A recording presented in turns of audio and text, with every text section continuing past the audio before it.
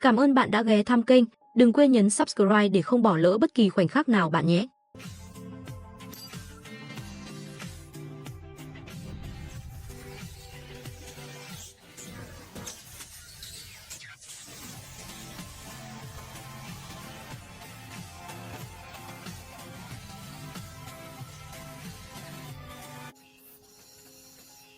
Trời ơi, thời tiết này còn có thể nóng hơn nữa không?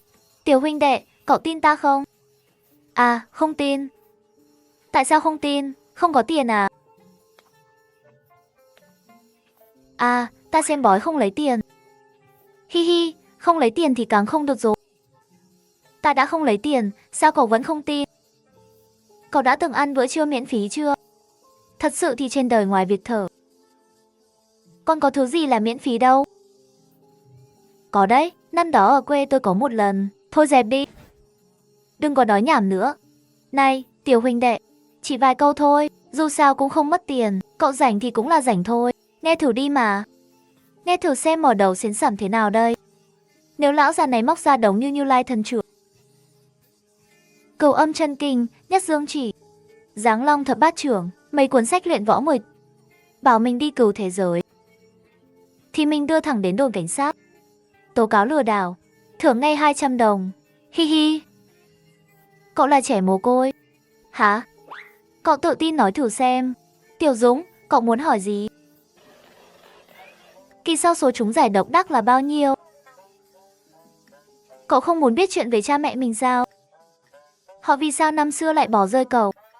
Không muốn bỏ mà cũng bỏ rồi. Còn hỏi vì sao làm gì? Chẳng qua là không cần tôi nữa thôi. Bây giờ tôi lớn rồi còn bắt tôi đi tìm họ. Ông tưởng tôi rảnh lắm à? Thôi bỏ đi. 8 phần là tên lừa đảo già. Đến sổ vé số còn không biết. Tôi là Diệp Phàm, 18 tuổi. Trẻ mồ côi, học sinh cấp 3 bình thường, có hút thuốc nhưng không nghiện nặng. Không có thói hư tật xấu lớn, không có tiền án tiền sự, chưa từng bị xử lý kỷ luật nghiêm trọng. Từng có một bạn gái thời cấp 3. Buổi sáng mới xác định quan hệ, buổi chiều đã bị chia rẽ. Không đồng tính, ngoại hình khá điển trai.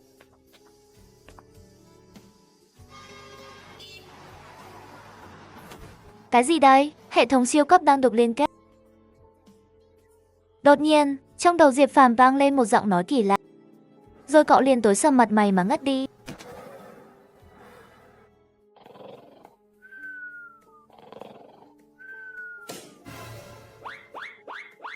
Ai đó, ra đây cho tôi. Dám làm tôi ngất rồi tính làm gì tôi?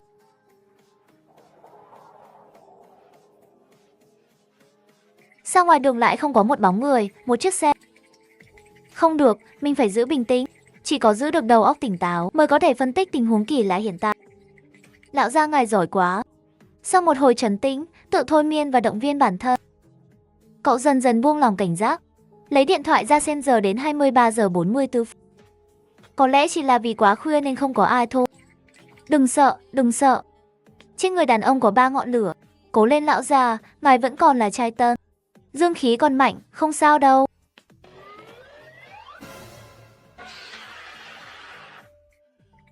Hú hồn chi ết mất. Thì ra là một con quái nhỏ. May mà không phải người, không có gì nghiêm trọng. Đừng có lại gần tôi. Con mẹ nó. Trên đường vang lên tiếng chửi của Diệp Phàm cùng với tiếng gào rú của một con đột biến xuyên sơn giáp to bằng chiếc taxi. Đời này Diệp Phàm chưa từng thảm đến thế. Một con xuyên sơn giáp to bằng ông tô, trên lưng toàn là gai ngược, cứ thế xuất hiện giữa phố lớn, rồi không hiểu sao cứ đuổi mình điên cuồng. Thế này có hợp lý không? Rõ ràng là rất phi lý mà. Khốn nạn thật. Tôi đã nói là không được ăn thịt xuyên sơn giáp rồi. Ông tổ nó nổi giận thật rồi đấy. Bắt đầu tấn công thành phố luôn rồi.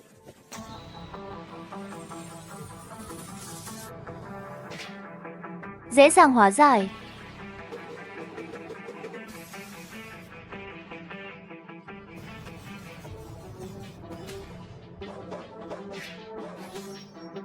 Phó đội trưởng, có người chạy vào kết giới rồi đến mê mơ.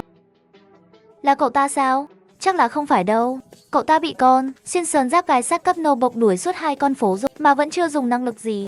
Anh đi cứu cậu ta đi. Bên tôi xử lý xong con lợn lông dài cấp chiến tướng rồi nói sao. Biết rồi. Là tôi sai, tôi không nên trốn học. Rốt cuộc là chuyện quái gì thế này? Từ đâu ra mấy con quái vật này? Sao Anchaman còn chưa xuất hiện nữa? Đinh phát hiện ký chủ gặp nguy hiểm tính mạng. Đặc biệt ban thưởng thẻ năng lượng cấp sơ.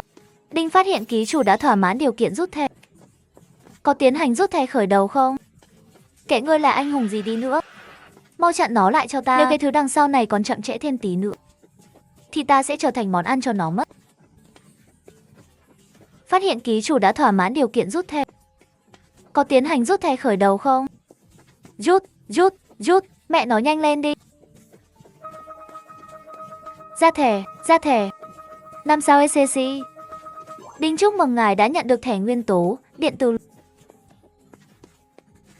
Pháo nói rằng, lúc này trong điện tử, Diệp Phàm, người đầu tiên giành được chính là cái được gọi là phiên bản Mikoto của pháo, thẻ nguyên tố. Sau khi dùng thẻ này có thể nhận được năng lực nguyên tố. Pháo ca. Pháo ra đi. Điện môn trứng ra đi. Nhanh lên đi. Tôi cầu xin cậu. Đồ này rốt cuộc dùng thế nào đây? Diệp Phàm vừa chạy vừa nhìn cái thẻ nhỏ. Bỗng nhiên, cái thẻ chẳng có hình hoa văn điện tử xuất hiện trước mặt Diệp Phàm. Khoảnh khắc tiếp theo ngực Diệp Phàm đang chạy. Lạc trong mơ tôi cất bước đi giữa khu rừng, nhưng đau đớn chưa từng giờ trỗi dậy không thôi. Loài sơn ca ngân nga khúc giao hưởng ngập ngừng, dấu đôi mắt đã sưng vì nỗi sầu đêm qua. Tình như hoa tươi khi vui xấu xí khi tàn, yêu đến mấy cũng tan đành buông xuôi dở dang.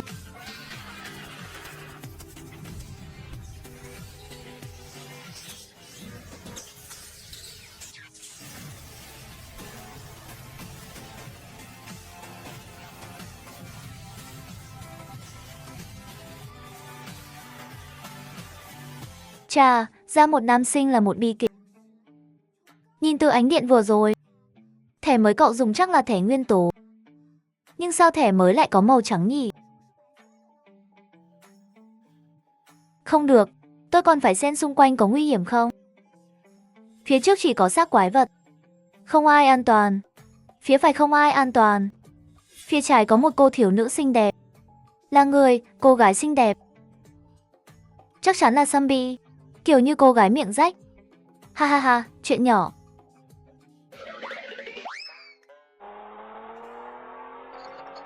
Chuyện lớn rồi này. Bây giờ siêu điện tử pháo chỉ dùng được một lần. Sao cậu ấy lại nhìn mình một cái rồi chạy nhỉ? Mình xấu đến thế sao? Vừa giết một con xuyên sơn giáp to bằng ông Tô, giờ lại nhảy ra một cô Sambi vác súng. Chuyện này bình thường à? Chắc chắn là không bình thường rồi. Này, đừng chạy nữa. Tôi đến cứu cậu mà. À, cô Sambi nói chuyện được. Vẫn là loại cấp cao nhập hàng. Công ty bảo hộ chắc đã phá sản rồi. Sao vẫn còn loài dị nhân ỷ lĩnh nhỉ? Tôi bảo nó đừng chạy mà. Sao lại chạy càng lúc càng nhanh? Đừng đuổi nữa đi. Tôi lớn lên ở cô nhi viện, trên người chẳng có gì ngon. Cậu mau đi tìm người khác đi. Này đừng chạy. Tôi đến giúp cậu mà. Đừng có nói linh tinh nữa.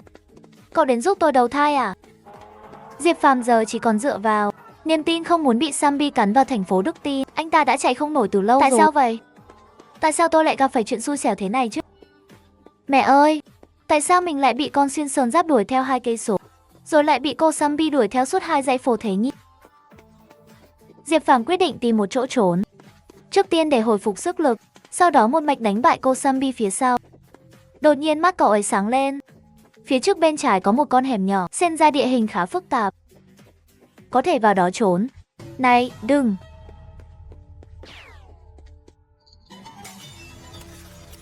Nếu đây là một giấc mơ, xin cho tôi tỉnh lại được không? Nếu tất cả đây là hình phạt dành cho tôi mong hàng xóm mới chuyển xuống dưới thay tôi nhận hình phạt. Bởi vì tôi không quen họ. Ha ha ha ha ha. Có thể giết tôi rồi hãy ăn không? À không lạ khi cậu ấy nhìn mình rồi chạy. Hóa ra là coi mình như dị thú. Ha, ha ha. Không cần, tôi sẽ nhìn cậu từng chút một mà ăn. Vậy thì cứ ăn đi, giờ trứng muối rất hợp. Ý gì vậy? Tôi ra cả mồ hôi rồi. Chà, chưa từng thấy ai nói chuyện thế này trước kia. Người này phải có lòng dũng cảm lớn đến thế nào. Không là gì cậu không ăn tôi ngay. Hóa ra là đang đợi đồng đội. Vẫn chưa biết ai độc. Đúng là kỳ tính thật. Hừ, cậu em kia phong cách khá độc đáo. Cậu cũng khá ngầu đấy. Sambi cũng biết hút thuốc rồi. À ha ha ha. Ai bảo tụi tôi là Sambi chứ? Chúng tôi là đội săn Sambi đấy. Tôi sống 18 năm rồi. Chưa từng nghe về đội săn Sambi bao giờ. Hay đó là đêm sao mới. Quái vật nhỏ là thật đấy.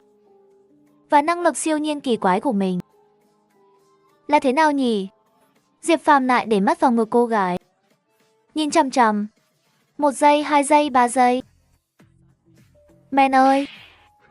Rốt cuộc chuyện này là sao đây? À thế này đi. Cậu em đi cùng chúng tôi về trước đi. À ra là mình xuyên không rồi à? Vô cùng bất ngờ vậy sao? Thôi chịu rồi. Sau khi bất tỉnh ngủ một giấc, lại đến thế giới còn lố bịch hơn cả phim. Thật là vớ vẩn. Linh khí hồi sinh, các sinh vật trên thế giới điên cuồng. Các dị thú lần lượt thức tỉnh. Một số ít người cũng thức tỉnh năng lực dị thường. Gọi là tâm lực. Cùng với sự thức tỉnh tâm lực, nửa đời trái tim. Năng lực mới mang lại sức mạnh kỳ diệu. Để đối kháng với dị thú, mình chỉ là một đứa trẻ mồ côi. Lớn lên ở cô nhi viện. Biết quá nhiều liệu có quá nhiều không? Không được, tôi phải về nhà. Phải sống tốt. Tôi là hy vọng cuối cùng của làng. Không thể để bị quái vật nhỏ đuổi theo nữa. Quá nguy hiểm. Phó đội trưởng đội săn Sambi Mộc Tiểu Vũ nhìn video Diệp Phàm bắn chi S còn xuyên sườn ra. Ánh mắt cũng rất phức tạp. Một phát đã GS được dị thú cấp tớ. Nhìn thẻ tâm lực và thiên phú của Diệp Phàm rất cao. Không được, phải đưa cậu ta vào đội săn Sambi. Tuyệt nhất rồi. Nói chứ cậu có muốn vào đội săn Sambi không? Ừ, không muốn tôi thì về nhà trước đây.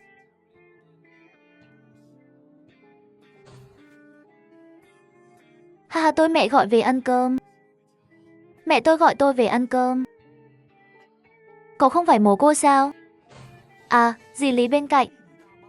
Chị ấy không biết con gái chị ấy đẹp trai lắm đâu. Hey hi. Không được, không thể để chị dâu này đi. Tiểu tử đã bộc lộ hết sức mạnh, có thể GS ngay dị thú cấp tớ. Nếu lớn lên nữa sẽ còn lợi hại hơn. Không thể để cậu ta bị đội khác giành mất. Diệp Phàm, cậu đã từng nghĩ về tương lai chưa? Câu hỏi này, rất nhiều người đã hỏi tôi rồi đấy. Vậy cậu nghĩ sao? Tôi đã nghĩ xong rồi. Tôi muốn, ghét, hey hi. À, cậu về nhà ăn cơm đi nhé, được rồi. Tôi là Diệp Phàm, 18 tuổi. Học sinh phổ thông bình thường, hút thuốc, trốn học. Nghiện mạng nhưng không phải vấn đề lớn. Không có hồ sơ xấu, chưa từng bị kỷ luật nghiêm trọng. Cậu học sinh trai từng có một người yêu. Buổi sáng xác định quan hệ, buổi chiều bị thầy giáo phá đám. Không phải đồng tính, ngoại hình điển trai. Có lần bị bạn nam để ý. Cậu không muốn vào đội săn Sambi sao? Xin lỗi, thật ngại quá. Nhớ sau này ra ngoài ban đêm nhé. Đừng mặc cả bộ trắng nhé. Tớ không phải Trử Lưu Hương đâu. Không cần phải giả vờ ngầu như vậy. Hồi thời gian tình ái là gì mà cho đôi lứa thể nguyện bên nhau. Ôi tình yêu tình eo là gì? Mỏi cái eo quá đi thôi. Tớ tên Tử Ninh. Địch Tử Ninh, Lý như chữ Lý trong Mộc Tử Lý.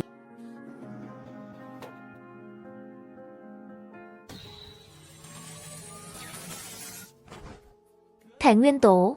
Theo Mộc Tiểu Vũ nói, thẻ mới chia làm 3 loại, thẻ vũ khí, thẻ nguyên tố, thẻ bảo hộ. Vậy thẻ của mình là thẻ nguyên tố đúng không? Đúng rồi. Hình như mình còn có một hệ thống nữa.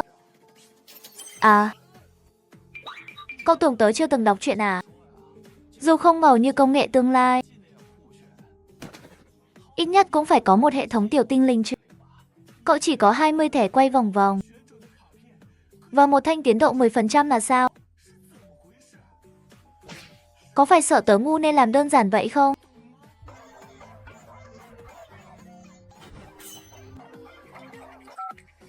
Diệp Phàm, cậu hay trốn học thì thôi. Hôm nay cậu trốn quá đà, chẳng đến luôn. Cậu không muốn lấy bằng tốt nghiệp sao? Không phải, cô giáo xinh đẹp của tôi. Tôi đang trên đường lan tỏa năng lượng tích cực, giúp một ông lão ngã xuống. Đó là lý do tôi đến muộn. Còn một ngã rẽ nữa là đến trường rồi. Thật đấy, tất nhiên là thật. Nhiều người không dám giúp đỡ. Cuối cùng tôi không ngại điều xấu xa đó. Giữa bao người giúp đỡ ông lão, mọi người xung quanh còn chụp hình nữa. Rất nhiều người khen tôi là học sinh tốt, là tấm gương cho thanh niên xã hội học tập. Mê mơn, cô shipper xinh đẹp ơi. 7 năm. Phiền. Chào cô shipper xinh đẹp. Chúc quý khách dùng bữa vui vẻ. Đồ chi ép tiệt. Cậu đồ chơi hỏng không học hành tử tế. Dù chỉ học lớp bình thường, cậu cũng phải trở thành người không làm xã hội phiền phức, người có ích. Cô giáo, cô nhầm rồi. Phải là Du chỉ học lớp bình thường. Phải trở thành người có ích cho xã hội mới đúng.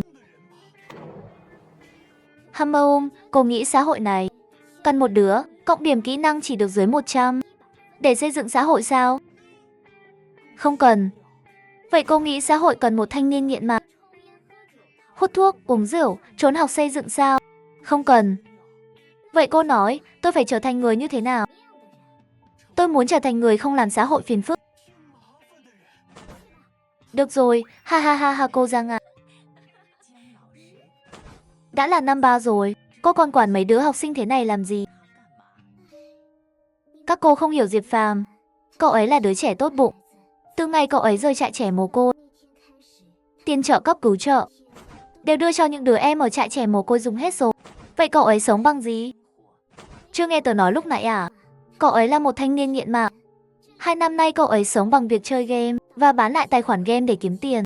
Đúng là khổ thân đứa trẻ này. Cô Giang, thực ra tôi đã muốn hỏi cô lâu rồi. Cô là sao sáng cấp sao xứ? Sao không vào lớp sao cho mà chọn lớp thường? Vì tôi giỏi toán chứ sao?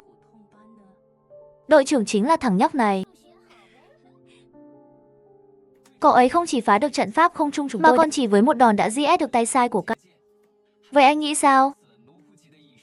Tôi muốn cậu ấy vào đội thứ 9 của chúng ta. Anh Mộc đừng đùa nữa. Đội mặt nạ sao có thể tự tuyển. Nếu anh thấy thiếu người, tôi sẽ gọi điện cho cấp trên. Vừa hay trong trại huấn luyện lại có một đội trưởng học sinh tốt. Anh có thấy không? Thẻ mới của thằng nhóc này là màu trắng. Ha ha ha. Anh Mộc đừng đùa nữa. Anh có thể nói thẻ mới của nó là thậm chí là thẻ vàng tôi cũng có thể chấp nhận được. Nhưng thẻ trắng là cái quái gì? Nó cao hơn thẻ vàng hay thấp hơn thẻ xanh? Mộc Tiểu Vũ lặng lẽ toa lại video. Vừa đúng lúc dừng ở khoảnh khắc trước khi Diệp Phàm va vào thẻ sao. Anh có lấy được thông tin của thằng nhóc này chưa? Nói ra cũng là duyên phận. Nó là học trò của Nguyệt Diêu. Nguyệt Diêu. Đội trưởng có chuyện gì không? Tôi đang ăn cơm. Nói chuyện với anh một chút. Có phải anh có một học trò không? Ai gõ cửa vậy? Cô, sao cô lại đến nhà tôi thế? Không tiếp đón. Ôi không. Chỉ là không ngờ. Không ngờ cậu nhóc của anh cũng là sao sử rồi. Cô Giang cũng là sao sử. Diệp Phàm, Mộc Tiểu Vũ mời cậu vào đội liệt ma, sao không vào? Tớ không nên đâu. Tớ vừa bị quái vật lớn truy đuổi mấy phố. Lại có đám người lôi kéo tớ vào tổ chức nào đó. Tớ làm sao dám vào chứ? Được rồi, Mộc Tiểu Vũ có phần sốt ruột. Vậy cậu có tin tưởng tôi không? Tôi cũng thuộc đội liệt ma. Cậu có thể theo tôi để gia nhập đội liệt ma. Đội liệt ma có lương, giết quái còn có thưởng. Chắc chắn kiếm được nhiều hơn chơi game của cậu. Vậy cô Giang, đội liệt ma có phải tổ chức nhà nước không?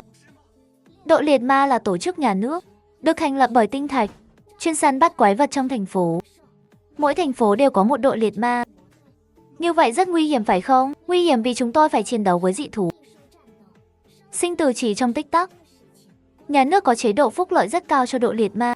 cao hơn nhiều so với việc cậu thức đêm chơi game kiếm tiền. Cậu cũng có thể mua nhiều thứ ăn mặc, cho những đứa em ở trại trẻ mua đồ ăn mặc cho chúng. Thôi được rồi, thế thì tôi sẽ tham gia đội liệt ma. Diệp Phàm, chiêu này của cậu có vẻ rất mạnh.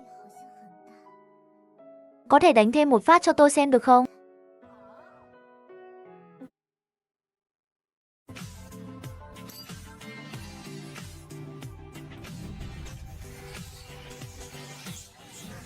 Súng điện tử.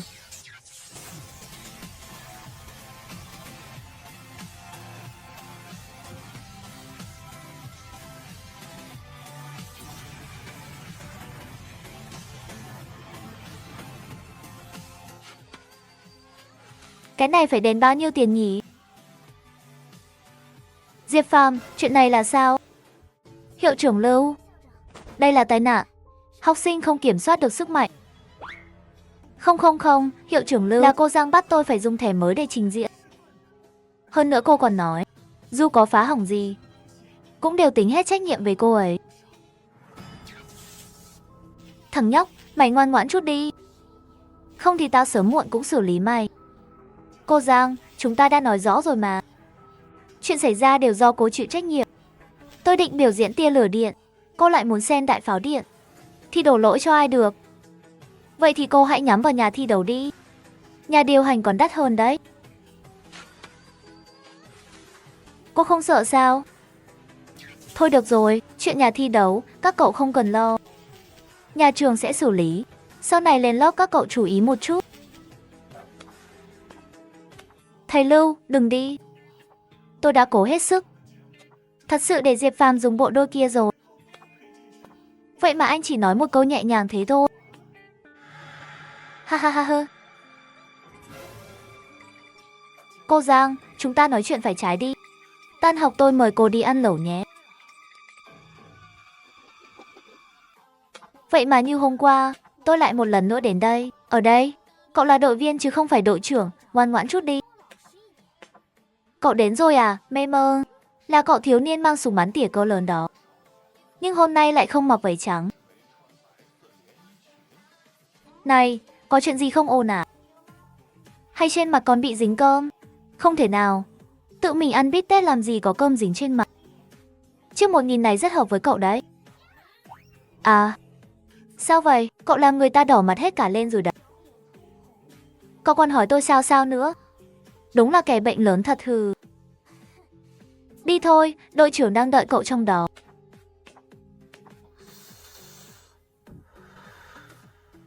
Đội trưởng Thần đã mang đến cho cậu. Ừ, tôi là Triệu Thành Phong, là đội trưởng của cậu, đưa đi đăng ký cho Mộc Tiểu Vũ, rồi để cậu ấy làm quen với các đội viên. À thế là xong rồi à? Đội trưởng này có đáng tin không nhỉ? Cảm giác tương lai mình mịt mù thật đấy. Cô Giang, chúng ta nói xem đội trưởng này có đáng tin không? Tôi thấy cậu ấy hơi giả tạo đấy. Ừ, cũng tạm coi là đáng tin. À, chắc thế. Lúc này làm ơn đừng nói nước đôi nữa đi. Cũng tạm coi là... Nói vậy có nghĩa là cô cũng không rõ rồi nhỉ? Thôi được rồi, dù đội trưởng không đáng tin, ít nhất còn có phó đội trưởng. Anh ta chắc chắn đáng tin hơn. Hơn nữa còn có nhiều đội viên nữa. Dù không có đội trưởng cũng không sao. Mày mà dám lên đi, đừng có quặn mày bung chiêu đại pháo đi. Đồ hỗ trợ, mày làm cái quái gì vậy? Hồi mứ cho tao một phát đi. Ghế ba lang là bố mày hả? Sao mày cứ quấn lấy hắn hoài vậy? Đương trên, mày còn dám ve vãn đá thủ nữa đấy. Mày đánh tao một phát, tao đánh lại một phát. Đồ khốn nạn. Là mày à, Tổ An Khang Nhân? Ừ. Anh bạn, mày chơi xạ thủ à? Sao nói gì cũng không tham gia đánh trung đội vậy? Anh bạn, để tôi thử đi. Mày làm được không? Tôi nói thật, với trình độ bạc 5 của tôi còn chưa chơi được đâu. Mù loà, mày làm được à? Hi hi, tôi hơn mày chút thôi. Bạc 4, hơn tí xíu. Chị ép tiệt, đây là cá mập tam giác mã chỉ sao? Chính xác là kiểu mù loà như vậy mới đúng. Bắt hắn đeo bùa thật ngầu. Được rồi, tân binh đã đến, mọi người giới thiệu bản thân đi. Tìm hiểu nhau đi. Sau này chiến đấu cùng nhau thì phối hợp cho ăn ý. Người đàn ông ưu tú như xã hội này là ai? Là thần oai thượng tôn vừa rồi đấy. Anh ta thay thế thần oai thượng tôn rồi. Diệp Phàm, Tinh Quang và Sơ Kiến. Lâm Ức Long, Tinh Quang tập trung phố. Đan Minh Long, Tinh Quang và cấp sơ cấp. Phương Chí, Sao Đồ và đỉnh phong. Lý Tà, Tinh Quang và xác xuất kích. Địch Tử Ninh, Sao Đồ và đỉnh phong. Mộc Tiểu Vũ, Tinh Quang cấp cao cấp, cũng là phó đội trưởng của đội liệt ma. Khả năng của mọi người thì không giới thiệu hết được. Sau này cậu tham gia nhiệm vụ sẽ biết thôi. Được rồi, mọi người đi chuẩn bị đi. Hôm nay, tín hiệu kiểm tra ở khu Tây liên tục nhấp nháy không ổn. Đan Minh Long, Địch Tử Ninh, hai người dẫn Diệp Phàm đi canh chừng ở kịch trường. Không để cậu ta tham gia chiến đấu, giai đoạn đầu ưu tiên học tập. À nên là... Tôi đến đây dẫn theo 4 thằng kém cỏi. Chơi thắng một ván. Rồi lại phải đi tham gia nhiệm vụ chiến đấu đến Chi S à? Tôi tên là Diệp Phàm, 18 tuổi, học sinh trung học bình thường. Đây là lần thứ 2 tôi tham gia chiến đấu.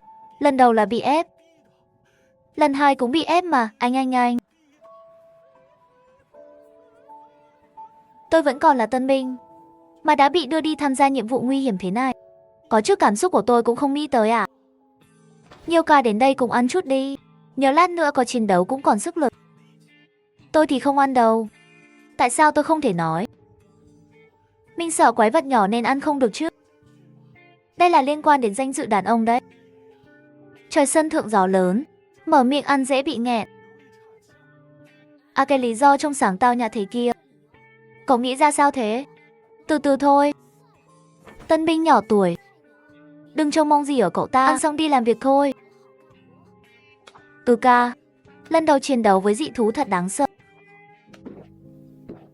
Lần đầu tôi chiến đấu với dị thú, tôi thật sự sững sờ luôn. Khó mà tưởng tượng được một con ba ba Berserkin có thể lớn bằng một chiếc tàu. Đoạn đại ca đã giết con ba ba đó như thế nào he. Nói ra cũng không sợ nhiều ca cười. Cái mai rùa kia cứng thật, nhưng tốc độ cực kỳ chậm. Bị tôi cạo gió mà chi ết. Ha.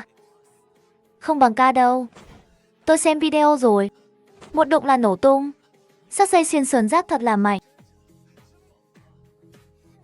Hắn cũng chỉ dung người thế thôi. Xong rồi là yếu hẳn đi. Thật muốn bóp chi ết cái nữ lưu manh này quá. Thế nào gọi là run rẩy một cái? Thế nào gọi là yếu ớt? Đây đều là hiện tượng bình thường. Tiểu đệ Diệp vừa mới thức tỉnh tâm lực, lại là loại tâm hệ xuất kỳ.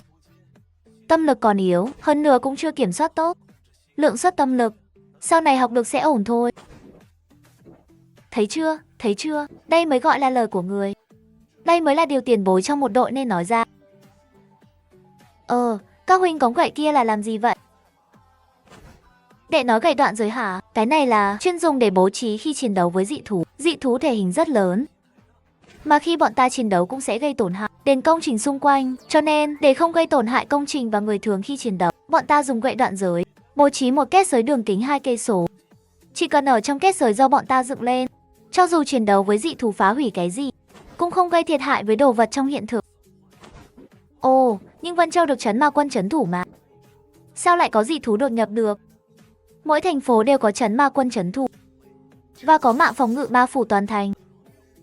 Mà mạng phòng ngự được kích hoạt nhờ điện lực, cần rất nhiều võ tướng trở lên có độ dung hợp cao để duy trì hoạt động của mạng phòng ngự. Tuy mạng phòng ngự có thể ngăn cản dị thú bên ngoài thành phố, nhưng dưới tác động của điện lực ép nâng có thể kích thích sinh ra dị hạch, khả năng sẽ nở ra một con dị thú cấp nô bộc, hoặc dị thú cấp chiến sĩ, thậm chí là cấp phó tướng. Mà đội liệt ma bọn ta thì phụ trách tiêu diệt chúng. Ồ, thì ra là như vậy. Lão Đan, chuẩn bị bố trí gậy đoạn giới. Được rồi. Ok. Mẹ nó. Anh, đây là tầng 31 đó.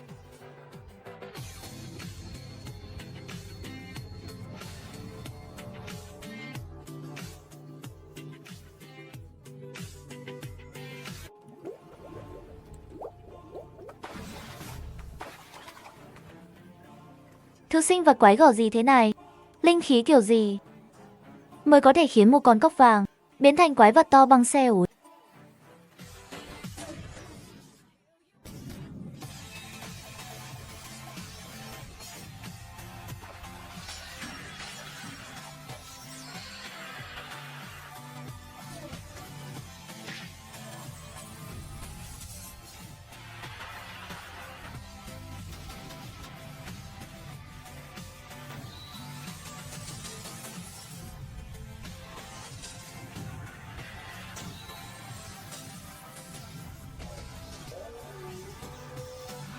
Con ve vàng này thật đáng thương.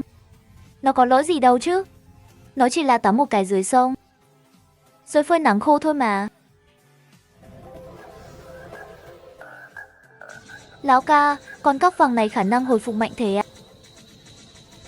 Đây là ve vàng biến dị. Dị thú cấp phó tướng. Khả năng tái sinh tự chữa cực kỳ kinh khủng. Cơ thể ngoài ra có dịch nhầy tiết ra. Có khả năng kháng lửa nhất định. Với cột lửa từ tinh quang dược của lão đan, cũng không thiếu chi hết được nó đâu. Lần sau phiền huynh nói sớm một chút được không? Không thì ta đâu cần mệt đến vậy. Vậy bọn ta nên GS con quái này kiểu gì đây? Hai tên kia các người chơi lắm trò màu mè. Nào là nhảy lầu, nào là xoay 3 vòng rưỡi trên không. Còn bồi thêm một chiêu lửa đẹp đẽ. Cuối cùng thì nó chẳng hề hấn gì. Còn các người thì mệt phở ra. Phó đội trưởng đã đến nơi rồi. Hai người cố gắng cầm cự. Diệp Phàm nhìn xuống dưới lầu. Diệp Phàm và Đan Minh Long đang quấn chiến với con cóc khổng lồ. Vừa chém trúng vết thương, chưa được mấy giây đã lành lại rồi. Vậy cũng không ổn rồi. Tử Ninh, năng lực của ta có tác dụng không? Ta bắn cho nó một phát. Năng lực của ngươi có tác dụng. Vì năng lực của ngươi là điện, có thể xuyên qua lớp màng nhầy bên ngoài cơ thể ve vàng khổng lồ, gây sát thương hiệu quả. Nhưng tâm lực của ngươi yếu, chỉ có thể bắn một phát pháo điện tử. Hôm nay ta không chơi xù nữa, chơi ống sắt thôi, he he.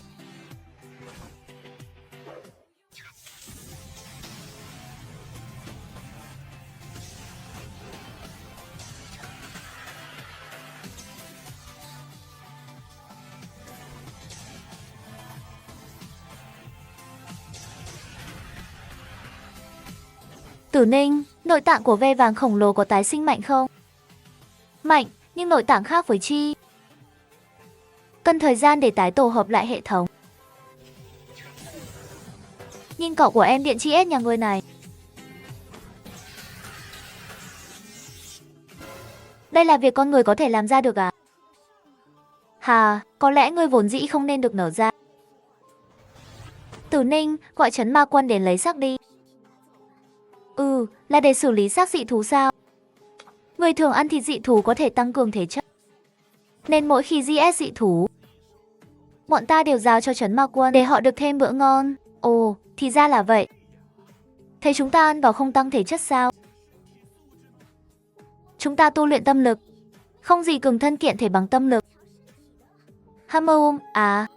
Sớm muộn gì ông đây cũng bắt ngươi hát bài chinh phục. Ha ha ha ha. Tên cổ lỗ sĩ kia chắc chắn lại đang nghĩ mấy thứ không lành mạnh rồi. Bực mình thật. Làm gì mà hư hư. Dám dùng thái độ đó nói chuyện với ta. Chị thì làm được gì tôi? Ngươi tưởng ngươi giỏi lắm sao? 3 phát của Oguchi chẳng lẽ không ngầu lòi à? Ngươi cũng chỉ có 3 phát là hết bài, chẳng bằng một phát pháo của ta sướng hơn. Ngươi lại nói mấy chuyện thô tục nữa rồi. Tháo kết giới đi, trấn ma quân đến rồi. Phó đội trưởng đâu? Chắc lại bị lạc rồi. Vẫn đi xe đạp mà. Đúng vậy. Đội săn ma này có phải là trung tâm bệnh thần kinh không? Đội trưởng là một người đàn ông mập mạp bị trầm cảm nặng. Ông ta đầy mỡ. Phó đội trưởng là một game thủ cuồng nhiệt, đồng thời còn bị mất phương hướng, thêm cái tật hay lạc đường. Và kinh phí đội săn Sambi lại eo hẹp đến vậy sao? Hay là Mộc Tiểu Vũ thuộc hội mê xe đạp, có một tình cảm đặc biệt với xe đạp? Lâm lão ca, sao anh lúc nào cũng đeo kính râm? Thói quen thôi, ha ha ha. Tiểu Lâm cũng chỉ có mấy chuyện linh tinh đó, sớm muộn cũng biết thôi. Anh cứ nói cho nó biết đi. Chuyện gì linh tinh vậy? Có phải tin đồn không? Thực ra cũng chỉ vậy thôi. Lâm ca, nếu không muốn nói chuyện với tôi thì thôi vậy. Một mắt anh nhìn tôi. Còn một mắt anh nhìn chằm chằm cái gì vậy? Mắt trái của anh đang canh gác, mắt phải canh chừng cái gì vậy? Ha ha ha ha. Mắt trái canh gác, mắt phải canh chừng. Ha ha ha, không ngờ anh nghĩ ra được điều đó. Ô, chẳng lẽ chuẩn bị đi là điểm G? Ô. Kaka, xin lỗi nhà, tôi thực sự là... Thật sự không cố ý đâu. Bố ơi, Không trách anh chơi Adele 15 phút mới đẩy được 8 lính. Chưa đâu, anh một mắt nhìn sông, một mắt để ý đường lính. Lâm ca, mọi chuyện rồi sẽ tốt thôi. Sinh không được thì luyện tập lấy. Đúng vậy, Lâm ca, anh làm gì trong đội vậy? Làm nghề gì? Theo Đoạn Minh Lộc nói, anh ta và Diệp Phàm, cung đội trưởng và phó đội trưởng. Lâm Ức Long là chủ công, còn bản thân cũng coi như là chủ công. Địch Tử Ninh là nhà phân tích kiêm xạ thủ tầm xa. Phương Chí có thể mới khá đặc biệt. Hướng kiểm soát cũng coi là hỗ trợ. Còn anh trước kia chuyên về gì? Đan Minh Long không nói cho tôi biết. Tôi là hỗ trợ tầm xa, xạ thủ, tay nắm súng. Đội đêm ma thật sự là trung tâm bệnh thần kinh sao? Xạ thủ lại còn bị lé mất. Mày định đánh quái hay đánh đồng đội vậy?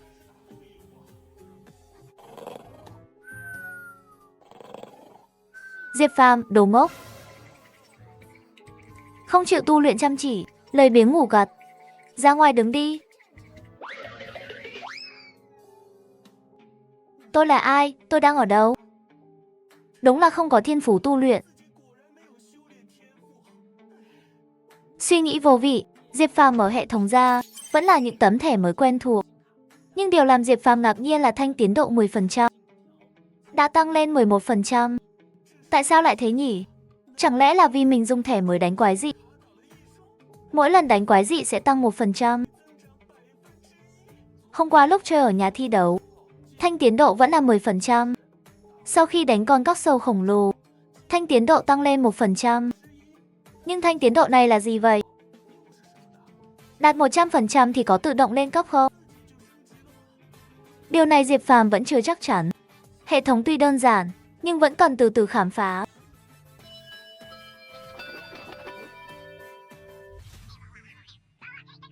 Anh Đại, tôi trúng rồi. Tôi sẽ ngay lập tức hỗ trợ anh. Phó đội trưởng, anh đừng lo. Lâm ca, anh thật sự đánh lính rất tùy duyên. Phương Chí đại ca, nếu thơ Jessie của anh không dùng chiêu cuối tại chỗ, tôi nghĩ sẽ tốt hơn một chút. Chiến thắng. Được rồi, đi làm nhiệm vụ thôi. Tín hiệu ở phía đông ngày càng mạnh. Quái dị có thể sẽ xuất hiện đêm nay. Lâm Ức Long, Phương Chí, Lý Tà, Lão Đan, 4 người các anh đi nhé. Họ có vẻ không vui. Trước giờ chúng tôi thường làm nhiệm vụ theo cặp. Bởi vì Đông Thành khu Vân Châu nằm sát biển, quái dị ở biển thường thì mạnh hơn quái dị trên đất liền một chút, cho nên lần này 4 người đi cùng cũng được. Tiểu Phàm, tối nay cậu không có nhiệm vụ thì bắt đầu luyện tập đi. Luyện tập cái gì? Dĩ nhiên là cách chiến đấu và kỹ năng chiến đấu của cậu. Đi theo tôi nào. Tôi là Diệp Phàm, 18 tuổi, mồ côi. Học sinh phổ thông bình thường, gia nhập đội săn Sambi được 1 tháng, đã làm 13 nhiệm vụ. Đã tiêu diệt 9 quái dị cấp nô lệ. Thanh tiến độ hệ thống đã lên đến 23%. Siêu nam châm có thể dùng 2 lần. Nam châm điện có thể dùng 8 lần. Cung tên có thể bắn 25 mũi. Cuối cùng cũng xác định được mình thực sự không cần tu luyện qua thiền định. Chỉ cần đánh quái là có thể lên cấp. Và theo sự gia tăng sức mạnh tinh thần, sức chiến đấu của mình cũng dần được nâng cao. Con có thể dùng lực điện từ tác động lên cơ thể. Dùng sấm sét kích thích hoạt tính tế bào toàn thân. Làm cho sức mạnh của bản thân, tốc độ và khả năng phòng thủ đều được cải thiện đáng kể. Thật ra những thứ này không phải là quan trọng nhất. Quan trọng là tôi đã nhận được lương. Ha ha ha, thầy Giang, chiều nay thầy có việc gì không? Hôm nay không có thông báo gì về bất thường hệ thống phòng thủ. Chắc là không có chuyện gì rồi. Vậy để em mời thầy đi ăn. Ôi, được thôi. Diệp Phàm, anh biết tâm lý mấy đứa học sinh trung học như các cậu suy nghĩ thế nào rồi? Hừ, dù sao thầy cũng là giáo viên của anh và lớn hơn anh 6 tuổi. Á, mày muốn gì hả? Dù có muốn quen ai thì cũng chỉ thích mấy cô gái mềm mại như Tử Dân thôi. Hay hi. Chứ không phải kiểu mấy cô dì già ôm hai thỏi vàng như cô đâu. Cậu Giang, thầy hiểu lầm rồi, em mời thầy ăn cơm. Một là cảm ơn thầy dạy dỗ trong 1 tháng qua. Hai là muốn mượn xe của thầy một chút. À, hi hi, cậu dùng đi, không sao đâu. Cậu Giang, thầy nghĩ em có tiền để học lái xe à? Ừ thì, được rồi. thầy sẽ làm tài xế cho em lần này. Ừ, đội trưởng anh về rồi. Chuyện tháp sao trắng ban đêm, tổng bộ nói sao rồi? Họ nghiên cứu một hồi, kết luận là thẻ trắng của Diệp Phàm là dạng biến thể của thẻ vàng, có tiềm năng thiên phú ngang ngửa thẻ vàng. Nói cách khác, đội săn Zombie Vân Châu của chúng ta đã sở hữu một thiên tài có thể sánh ngang với những ngôi sao lịch sử. Đừng vội mừng, loại thiên tài như thế, chúng ta giữ không được đâu. Khi cậu ta trưởng thành đến cấp sao sáng, sẽ bị quốc gia triệu tập điều đi, tham gia huấn luyện tại thiên đình, sau này sẽ thực hiện nhiệm vụ nguy hiểm hơn. Nếu tấm thẻ đầu tiên của cậu ấy đủ để sánh ngang thẻ vàng, thì việc tham gia thiên đình cũng là điều tất yếu. Loại thiên tài đó chắc chắn không thể bị một Vân Châu nhỏ bé giam giữ. Vậy mà anh còn thương tiếc. Đương nhiên, dù sau này cậu ấy trở thành thiên tài sáng chói, đó cũng là do chúng ta đào tạo. Đào tạo nhân tài cho quốc gia là nghĩa vụ tất là cao thủ đáng kính. GS Tiệt. GS rồi, quái dị lại nở ra đột ngột như vậy. Là khu Hồng Tháp phía bắc thành phố. Bây giờ tôi chạy đến chắc không kịp rồi. Có ai ở gần khu Hồng Tháp không? Người gần nhất là Diệp Phàm đang ca đêm. Họ đang ở Viện Phúc Lợi Ánh Dương, cách khu Hồng Tháp 3 km. Viện Phúc Lợi. Thông báo cho họ đến đó, chú ý bảo vệ an toàn cho dân cư. Diệp Phàm có nhiệm vụ rồi, đi nhanh đi. Tôi đi đây, vài ngày nữa tôi sẽ đến thăm các bạn. Mẹ Trần, tôi đi trước nhé. Vài ngày nữa tôi sẽ đến thăm.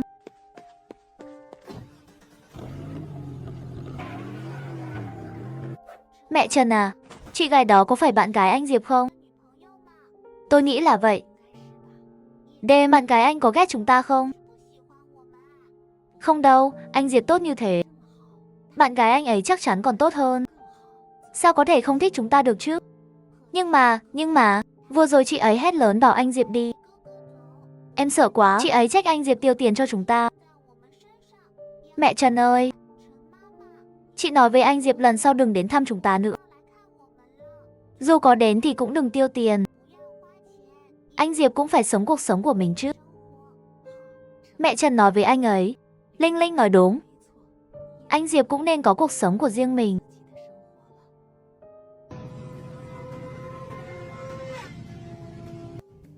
Cậu Giang sao vậy?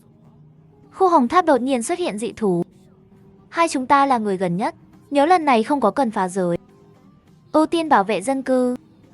Nếu không thể hạ gục ngay, thì cố gắng kìm chân nó. Đội trưởng đã lên đường đến khu Hồng Tháp. Khu Hồng Tháp? Bạn biết khu Hồng Tháp không? Diệp Phàm lắc đầu. Dĩ nhiên cậu ấy biết Diệp Phàm sống ở khu Hồng Tháp. Diệp Phàm biết Diệp Phàm chắc chắn biết khu Hồng Tháp. Nhưng cô không hỏi gì cả. Diệp Phàm bên ngoài có vẻ vô tâm, nhưng bên trong lại yếu đuối, nhiều chuyện đều giấu trong lòng. Sắp đến nơi rồi, sẵn sàng chiến đấu bất cứ lúc nào. Nhớ trước tiên bảo vệ dân. Biết hai người còn bao lâu nữa đến? Qua một ngã rẽ nữa là đến. Được rồi, lần này thủ pháp của các cậu là con rắn tứ linh cấp chiến tướng, chiều dài khoảng 70 mét, đầu có gai nhọn, phòng thủ và tấn công rất cao. Tiểu Phàm, cậu không mang vũ khí, tôi cho phép cậu sử dụng siêu điện từ pháo. Trong trường hợp đảm bảo an toàn cho dân. Đã rõ, thầy Giang. Sau này tùy tình hình mà chiến đấu, cậu chủ công, tôi sẽ lo an toàn cho người xung quanh. Khi cần thiết, tôi sẽ chọn thời điểm thích hợp để bắn một. Được, tôi nghe theo chỉ huy của bạn.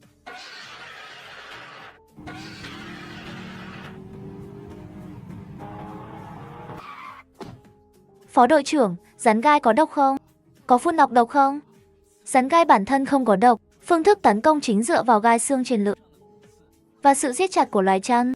Hiểu rồi, thầy Giang. Chúng tôi lên đường, các người là ai? Nơi này rất nguy hiểm, mời nhanh rời khỏi. Diệp Phàm nhìn thấy, trong tòa nhà nơi nhỏ 4 người tụ tập, còn nhiều người chưa thoát ra được, không giải thích gì, chỉ gật đầu với Diệp Phàm. Em nhỏ, bạn gái anh nặng quá nhỉ? Anh đùa à? 1 2 3.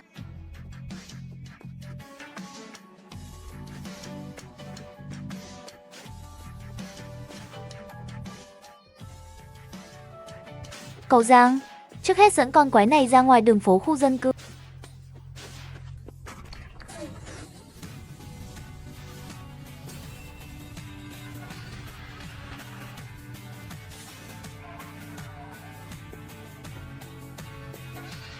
Bạn nói đúng. Chỉ có bạn và tôi.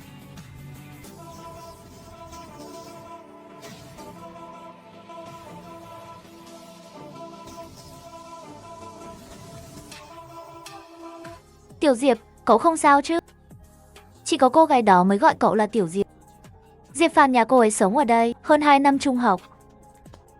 Tôi đã đưa cô ấy về nhà nhiều lần, làm sao có thể quên được chứ? Không thể nào quên. Trên phố, Giang Nguyệt Lưu nhanh như dao chém, lần lượt ngã xuống. Răng và xương của nó, 3 thẻ mới của nó đều không cao cấp. 2 thẻ dũng khí và 1 thẻ điện thoại. Soi trắng không thể đối phó với người có ánh mắt chiến đấu. Trận đấu kết thúc. Cái chi ết lại ấm áp hơn. Tôi đến đây rồi. Diệp Phàm trên phố, Diệp Phàm tiến về phía rắn ga. Nó có tuyệt đối niềm tin vào sức phá hủy của Diệp Phàm. Nhưng để đảm bảo Diệp Phàm có thể trúng y thọ, phải tạo cho y thọ một khoảnh khắc. Được rồi, đồ xúc sinh. Mẹ cho mày cắn một phát. Tôi bị thương, mày mất mặt. Giao dịch không thiệt đâu. Thế thì di chuyển đi.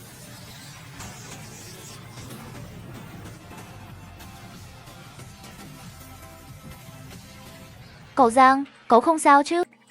Diệp Phàm ôm cô Giang quỳ nửa người trên đất. Nhìn vào vai trái của cô bị nhuộm đỏ bởi mứ. Hoảng hốt đưa tay lau quần áo. Muốn xem vết thương có nghiêm trọng không? Ái. Tôi biết ngay mày thèm cơ thể tôi. Nhưng mày không biết đây là nơi nào sao? Sao tôi lại thèm mày được chứ? Còn phải biết chỗ nữa. Tôi xem vết thương của em có được không? Chị dâu, lúc nãy tôi nhìn một cái là đã coi như đáp lễ món quà em tặng tôi rồi đấy. Chị ác tiệt, tôi nhìn gì chứ? Chỉ nhìn qua vai đầy mứ đó thôi. Giá trị đến 20.000 rồi, đúng là mắc vại đái.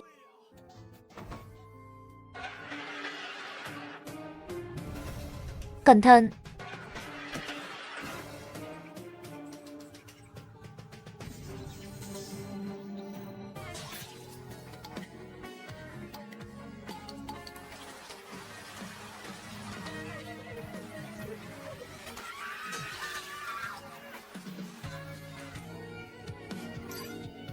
Tôi biết mà. Việc làm giàu không nằm trong luật hình sự thì cũng chỉ có trong quan tài.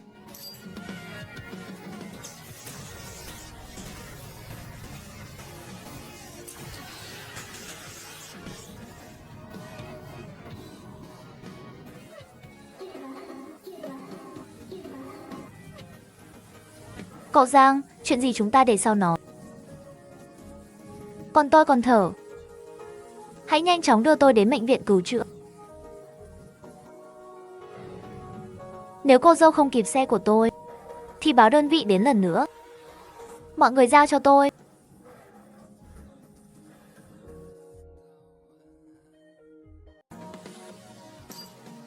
Tôi biết mà.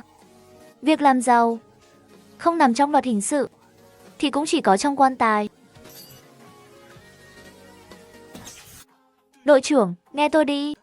Chuyển sang gió Nam. Triệu Thành Phong nhìn chăm chăm vào. Bộ ba đông đến Tây đến Nam. Tại sao anh chưa từng nghe về gió đông đến Tây đến Nam đến Bắc? Không xây cũng nên quăng đi.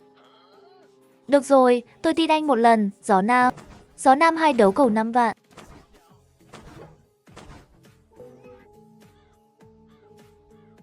Anh xem đi. Tôi nói rồi, gió đông đến Tây đến Nam đến Bắc vô tội cũng phải cụt. Anh đợi nó 3 vòng cũng không tới. Mở ra thì nó tới ngay. Đội trưởng, nghe tôi, đánh đi. Triệu Thành Phong nhìn bộ ba đông đến Tây đến Bắc. Thở dài. Gió Bắc. Triệu Thành Phong nắm lấy gió Nam mới đến. Nhìn lá bài không cảm xúc. Chỗ này là phòng bệnh chứ không phải phòng cờ. Ở đây đánh mặt trừ có lễ phép không? Được rồi, thôi đi. Để Tiểu Phàm và Nguyệt Giao dưỡng thương cho tốt. Chúng ta về thôi. Thằng nhóc, chờ cậu khỏe lại tôi sẽ luyện cậu đàng hoàng. Mặt nạ gì chứ? Cậu có thể ở trong mây mấy ngày. Ha ha, đội trưởng cũng chỉ nói cho vui thôi. Anh ấy còn không có thời gian để ý đến cậu. Cậu Giang, đội trưởng sao lúc nào cũng không có ở đội vậy? Tôi 1 tháng cũng chẳng gặp được mấy lần. Đội trưởng không chỉ là đội trưởng đội quỷ đêm đô thị Vân Châu, mà còn là thành viên đội quỷ đêm chiến khu Đông Nam. Họ thường xuyên phải ra khỏi thành phố, săn bắt dị thú cấp chiến tướng trở lên, để duy trì mạng lưới phòng thủ cho 12 thành phố. Ra ngoài thành săn dị thú được trả nhiều tiền không? À, tiền. Chỉ biết có tiền thôi. Ra ngoài thành săn dị thú, ít nhất cũng cần sức mạnh cấp tân dân. Cậu còn kém xa lắm. À, những quân cờ tinh tú trở lên. Sở hữu 4 thẻ sao? Còn mình bây giờ chỉ mới cấp tinh tự. Thực sự vẫn còn rất xa. Cái đó, Diệp Phàm. Đạo sĩ, sao anh lại đứng chắn trước mặt tôi? Tại sao? Bởi lúc đó tình hình quá cấp bách. Mà tôi lại ở phía dưới. Không có khoảng trống, mang theo cậu chạy trốn. Cách nhanh nhất là đổi chỗ với cậu. Tôi không hỏi cái đó. Mà hỏi sao anh lại chắn trước mặt tôi? Thằng đàn ông cực đoan này, tôi không muốn nghe phân tích tâm lý của anh, mà muốn biết lý do anh cứu tôi. Nếu là người khác, tôi sẽ không cứu đâu. Người khác thì không cứu. Hay là nói, bản thân tôi với Diệp Phàm là người đặc biệt nhất. Giang sư phụ đối với tôi thì khác biệt. Có thể coi là ân nhân của tôi. Ân nhân cái gì chứ? Nó nói cái quái gì vậy? Trương Hiền, Giang sư phụ cũng biết, cuộc sống trẻ mồ côi không dễ dàng. Khi còn nhỏ, rất nhiều anh chị em cùng nhau bị nhận nuôi. Ban đầu tôi rất ghen tị với họ, nhưng không lâu sau họ đều tự chạy về, bảo rằng người nhận nuôi đối xử không tốt với họ. Đánh đập là chuyện thường. Từ đó tôi không còn ghen tị nữa. Có lẽ là căn bệnh chung của người bị bỏ rơi. Chúng tôi rất nhạy cảm, từng lời nói hành động của người khác, thậm chí ánh mắt vô tình. Chúng tôi đều nghĩ ngợi rất nhiều. Có phải đang nói về tôi không? Có phải tôi làm sai điều gì không? Tại sao họ nhìn tôi như vậy? Cho nên tôi rất chống lại việc bị nhận nuôi, luôn tránh né. Đến 16 tuổi mới rời trại trẻ mồ côi. Giang sư phụ, anh biết không? Tại sao tôi lại coi anh là ân nhân không? Không biết, tôi luôn biết ơn Giang sư phụ 2 điều. Hơn 2 năm học trung học, anh rất bao dung với việc tôi trốn học đi quán net, chơi game kiếm tiền. Tôi không phải không muốn học hành tốt. Học tập thay đổi số phận, cũng phải dựa trên việc không bị đói chị ép đã. Giang Nguyệt Giao gật đầu. Chuyện này lâu nay thầy đã biết rồi. Số trợ cấp nhà nước, phần lớn đều tiêu cho bọn trẻ trong trại. Sống thì chắt chiêu từng chút một. Vậy còn điều thứ hai? Điều thứ hai là về Phương Trì ờm. Tôi còn tưởng cậu sẽ giận tôi vì dám phá chuyện tình của. Ngày đó thật có chút oán giận. Nhưng đến chiều tối thì hết rồi. Người ta biết chuyện đêm đó xảy ra gì không? Đêm đó tôi đi thi hành nhiệm vụ. Tôi làm sao biết chuyện xảy ra thế nào được? Đừng có mà đùa, cười như khinh miệt bản thân, hay cười nhạo mối tình non dại lần đầu chớm nở. Con gái mà, dễ đỏ mặt, có thể cô ấy cảm thấy xấu hổ. Về lại lớp, chỉ thẳng mũi tôi mà mắng tôi là ếch ghẻ, rồi cứ quật lấy cô ấy. Thật ra tôi hiểu hết. Nhưng điều không thể hiểu là chiều tan học, cô ấy lại thân thiết với một tên sáng chói như ngôi sao. Ha ha ha ha. Diệp Phàm gật đầu. Cô không nói gì. Tình yêu non dại, đối với bất kỳ ai cũng đều thiêng liêng. Nhưng sự thiêng liêng của Diệp Phàm đã bị phản bội. Mà lại phản bội công khai như vậy. Một sự phản bội thảm thiết. Vì vậy, tôi rất biết ơn Giang sư phụ. Chính thầy đã cho tôi biết có những người không đáng để tin. Diệp Phàm nhìn thẳng vào người thanh niên đang nằm trên giường bệnh. Trên mặt anh ta hiện một nụ cười quỷ quyệt. Nụ cười đó có vẻ cũng là vậy.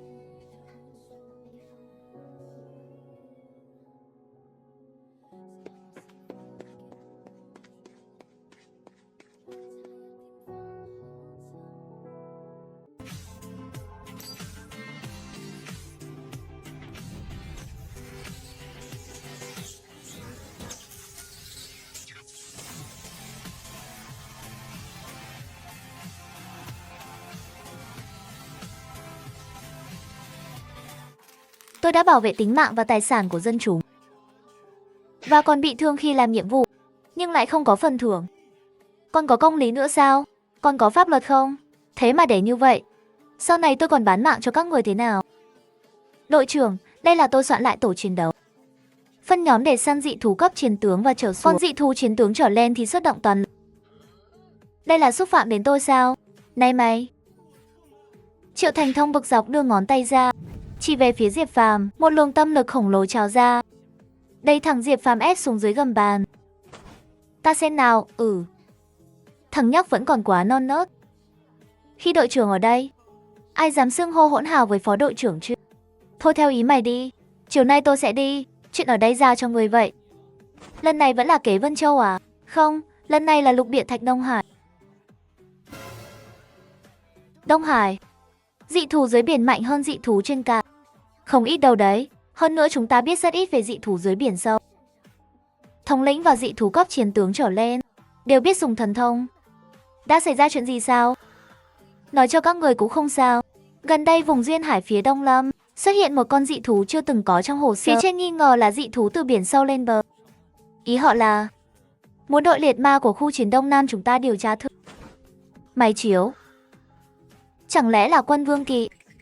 Giọng Mộc Tiểu Vũ có chút run rẩy. Quân vương kỵ dị thú là loại dị thú cường đại họ thậm chí không dám nghĩ đến. Giờ vẫn chưa rõ. Được rồi, ta đi đây. Vân Châu giao lại cho người. Thưởng cho thằng nhóc này 500 đồng. Lão Diệp, sao ngươi còn chưa ra? Đội trưởng đi rồi đó, ta đang học bài. Dưới gầm bàn có gì mà học chứ? He he, ta đang học các chữ cái tiếng Anh trên tất chân cô ra. Á. Mẹ kiếp, cô đi giày cao gót mà. Diệp Phàm lộc cục bước đi trên giày cao gót. Toàn bộ nam nhân trong đội liệt ma nhìn Diệp Phàm như thần thánh.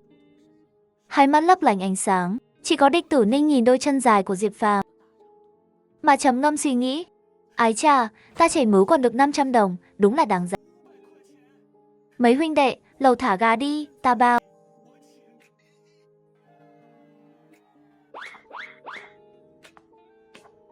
Tiểu Ninh đi thôi nào. Các huynh đi trước đi, ta còn có việc. Diệp Phàm cũng không để ý, quay người bỏ đi. Địch Tử Ninh thấy bọn họ đã đi hết, liền len lén lấy điện thoại ra xem tin nhắn. Bắt đầu tán gẫu với chị em. Băng Băng à, con trai có phải đều thích phụ nữ trưởng thành không? Con tùy tuổi đấy. Mỗi giai đoạn của đàn ông thì mẫu phụ nữ họ thích lại khác nhau. Học sinh cấp 3 18 tuổi thì sao? Đám con trai tầm tuổi này gần như không có khái niệm gì về các cô gái cùng tuổi. Người họ hay mơ tưởng đến nhất thường là giáo viên. Diệp Phàm không chỉ là giáo viên của Diệp Phàm, hai người họ còn là một tổ tác chiến. Rõ ràng người đã có người mình thích rồi mà. Cậu nghĩ nếu mình ăn mặc trưởng thành hơn có đẹp không? Cậu đừng có mà nói nhảm đi, cậu không phải kiểu người đó đâu. Cậu hợp với hình ảnh thiếu nữ thanh xuân hơn. Địch Tử Ninh không được bạn thân khích lệ nên bực bội. Tắt tin nhắn đi, rồi mở ngay trang mua sắm trực tuyến. Thích loại có chữ cái à? Cái này là gì vậy? Lộ quá đi mất. Trời ơi, thế này ai mà dám mặc chứ? Phiền chị hết được, con trai bẩn quá. Thanh toán thành công 1.200 tệ. Tôi là Diệp Phàm, 18 tuổi. Học sinh trung học phổ thông bình thường. Không phải đồng tính, mặt mũi cũng khá đẹp trai. Ngờ rằng có người âm thầm thích. Địch Tử Ninh gần đây cũng không biết bị làm sao. Bệnh gì mà mặc chân ngắn thế? Thật thà mặc đồng phục ghê ke rồi. Còn mặc tất gì nữa? Thôi mặc thì mặc đi. Sao lúc nào cũng lẽo đẽo bên cạnh tôi thế? Sáng tất đen, chiều tất trắng. Tôi đi làm nhiệm vụ lại còn áo 2 giây. Ôi, cả ngày vậy đó. Lúc yên tâm của Nguyệt Giao trong hiệp ước mới, ha ha ha. Dị thú lần này ở ngay gần ta. Xem bản đồ giám sát đi. Hình như là một con địa long đỉnh cao hạ cấp chiến. Tiểu Phàm, cậu đi đặt đoạn giới hạn bên cạnh địa long. Còn lại theo ta lên.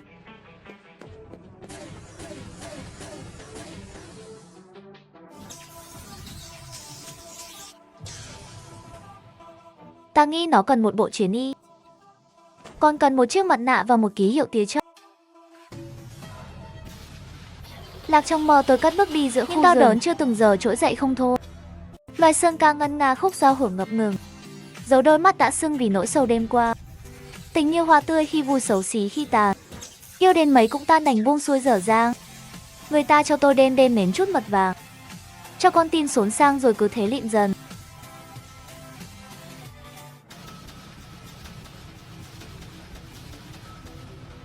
Châu Húc nhanh chạy đi. Chạy cái gì? Chúng ta là người bảo vệ mà. Chúng ta chạy thì ai bảo vệ người thường? Nếu cậu là đàn ông thì cùng ta tấn công nó đi. Chúng ta không phải đối thủ đâu. Nhanh mà chạy đi. Chính là ở đây, nhà hàng lớn của Châu Tuyết. Cuối cùng cũng thu hút được sự chú ý của Địa Long. Đám cây vàng to lớn chăm chú nhìn Châu Quần. Chớp mắt sau Địa Long di chuyển, chiến xúc khổng lồ hướng thẳng về trạng thái của Châu Quần.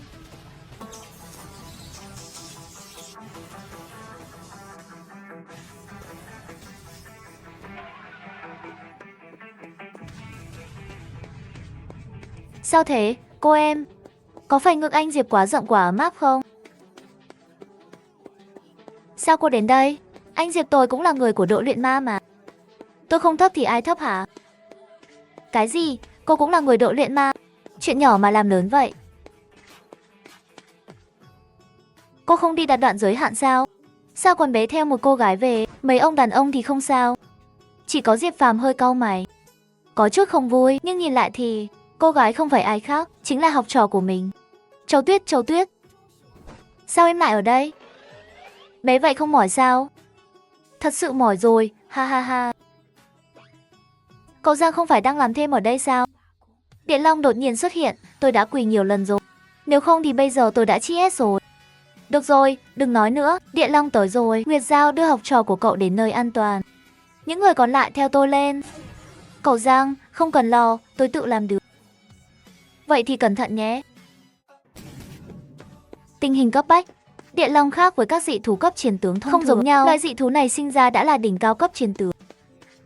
Thân hình to lớn, có lớp giáp da như đá.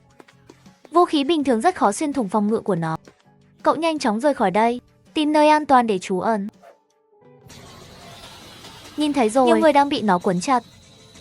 Diệp Phàm là đối thủ của Châu Quần.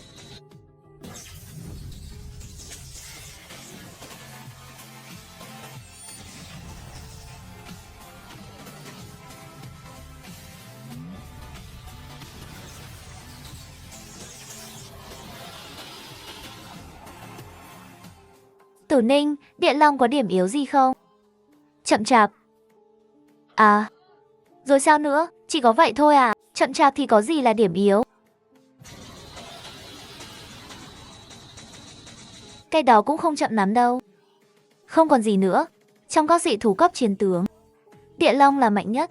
Phòng thủ và tấn công đều xuất sắc. Thân hình khổng lồ, sở hữu sức mạnh và sự bền bỉ lớn. Tóm lại chỉ có tốc độ hơi chậm. Cậu đang phân tích nó hay đang khen nó vậy? Diệp Tăng nhìn thấy người không ai hơn được ở đây. Chìa khóa là không thể phá được Hoàng. Diệp Phàm, chữa cho cậu. Ngay lập tức dị tượng xảy ra.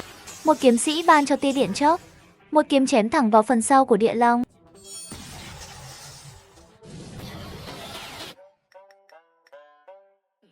Chuyện gì vậy? Sao Địa Long không động đấy? Địa Long đang nghi ngờ mạng sống của mình. Ý nghĩa là gì? Anh! Đừng lại gần tôi.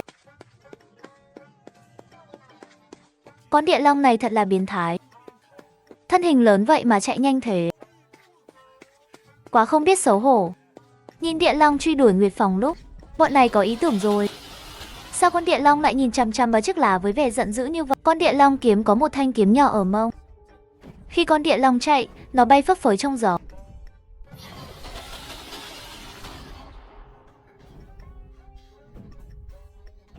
Đối phương thật tàn nhẫn, nhưng ngươi không thể mắng ta. Ta là Long Đế Đại Đế. Làm sao ta có thể chấp nhận cái chi ép? Long huynh, ngươi lớn như vậy mà chỉ là một con đĩ nhộng. Ngươi không nên như vậy, đúng không? Nhưng người ta vẫn nói, một bàn chải đánh răng và một củ hành lá. Bạn không nên cảm thấy gì cả. Vì bạn chẳng cảm thấy gì cả, làm ơn đừng đuổi theo tôi nữa được không? Tôi thực sự cảm thấy hơi bất lực. Sao không dừng lại ở đó? Chúng ta sẽ chia tay ở ngã tư tiếp theo. Anh sẽ tìm thấy tự do. Em vẫn tiếp tục chạy theo tình yêu của họ. Không ai trong chúng ta nên ngoảnh lại phía sau. Ngươi thấy sao? Thật là đáng tiếc. Địa Long hoàn toàn không hiểu lời nói là lời của Diệp Phàm. Nhìn nó đuổi càng lúc càng gần, sắp tới diệt tập kết rồi. Nó bị mù rồi. Có cho mày mặt mày à? Theo yêu cầu của mày, ta cho mày một trận.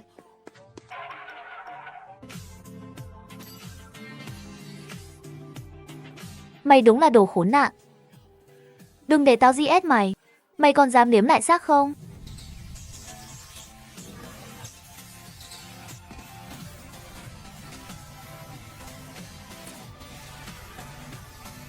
Đòn tấn công mãnh liệt, nhìn cố va chạm làm đầu Địa Long ngẩng cao lên. Nhưng khiến Diệp Phàm không ngờ là đòn siêu điện tử của mình không phải trực tiếp phá hủy đầu Địa Long, mà làm Địa Long bị lật nhào xuống đất. Phải nói là mày đúng là biến thái. Không phải mông thì là miệng. Ha ha ha ha ha. Lời nói vừa ra, tiếng kinh ngạc trong bộ đàm im bặt. Đặc biệt là trên tòa nhà xa đó, An cầm súng bắn tỉa cũng tái mặt kinh hãi. Tài liệu học tập không thiếu, tất nhiên hiểu ý Giang. Không lẽ lại giấu hắn sao? Mình đang nghĩ gì vậy? Nói đi. Im ngay cho tao.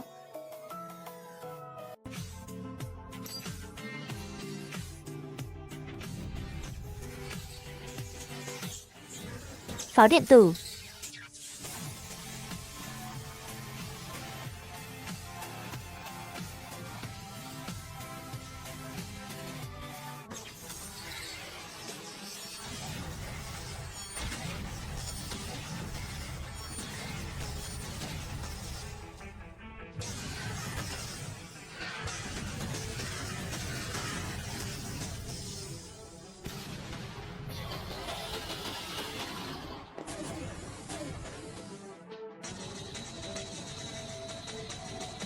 Phó đội trưởng Thanh Thi Ma Hán không thể kiềm chế được nữa. Đây là cơ hội. Nếu Địa Long lật người che vết thương yếu, chúng ta sẽ mất thời cơ tốt. Phó thuyền trưởng, hãy đưa tôi lên trời cùng với cơn gió. Tôi sẽ cho tên khốn này một trận gió mạnh từ trên trời. Hàm Mặc Tiểu Vũ vỗ tay. Đầu tiên xuất hiện ngay lập tức một cơn lốc xoáy mini. Nó quất thẳng về phía Diệp Phàm. Lốc xoáy xuất hiện dưới chân Diệp Phàm, đẩy thẳng anh ta lên không trung, đối diện với một con rồng đỏ. Địa Long nhìn Diệp Phàm giữa không trung, trong mắt hiện lên đầy căm hận và hiểu lầm. Đêm phiền muộn thật khó chịu, hắn muốn nuốt chửng con người này ngay lập tức. Con tiền của tôi đâu? Tôi rõ ràng lấy 5 đồng bơm thép mà. Sao lại dùng mất 1 đồng? Đột nhiên hắn nhớ ra. Sáng nay ở quầy ăn sáng cổng trường, một cốc đậu nành một cây quẩy. Đúng 4 đồng tiền. Lúc này Diệp Phàm chỉ biết muốn khóc không ra nước mắt. Ông già phiền phức thật tuyệt vời. Sao không làm cái mã cu-tơ để thu tiền đi chứ? Mày lộn xộn gì trên trời vậy? Mái nhà sắp sập lại gặp mưa đêm liên tiếp. Diệp Phàm đã lên tới đỉnh nhọn nhất. Dưới chân là cơn lốc xoáy cùng phong. Anh bắt đầu rơi xuống, thậm chí còn nhìn thấy Địa Long. Đôi mắt hắn đầy vẻ hồ hởi hả hê. Con quái vật đó có miệng to. Chờ Diệp Phàm rơi vào miệng nó, Diệp Phàm bỗng sững người, thuận tay lấy thắt lưng ra. Cây khóa kim loại kẹp chặt thắt lưng xuất hiện trong tay Diệp Phàm. Ai nói ta chỉ biết dùng đồng xu làm vũ khí?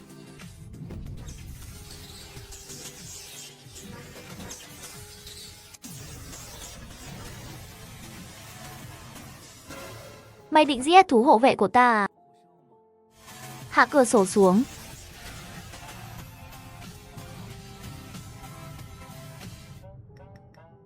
Các người có thể xin chữ ký của ta rồi đấy. Chuyện xin chữ ký không vội, nhưng ta nghĩ ngươi nên kéo quần lên trước đã.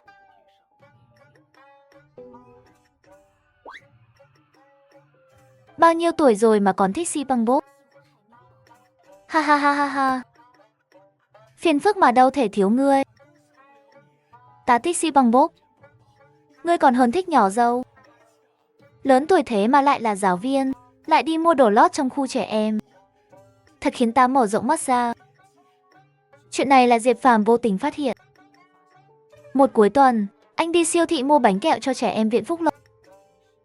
Bất chợt thấy Giang Nguyệt Giao đeo kính đen to, lén lút vào cửa hàng đồ lót.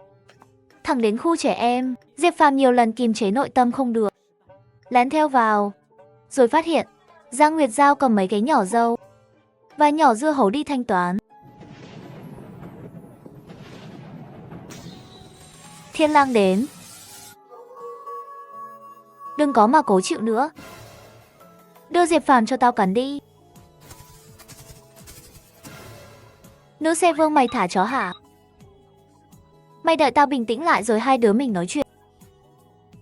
Đừng có mà như con gái vậy. Động tí là thả chó. À, Giang Nguyệt Giao vốn dĩ là con gái mà.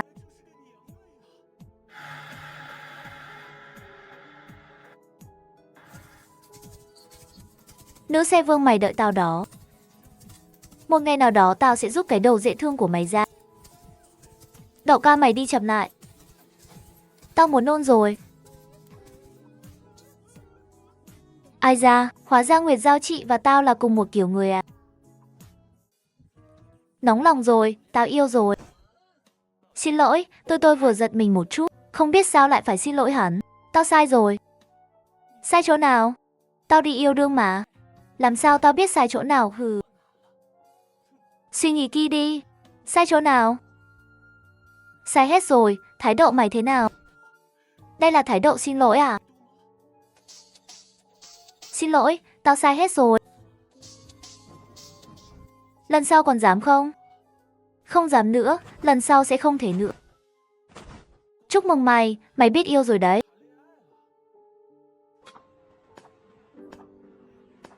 Yêu đương ha ha. Người trí giả không dấn thân vào tình yêu. Lặp lại sai lầm nghiêm trọng.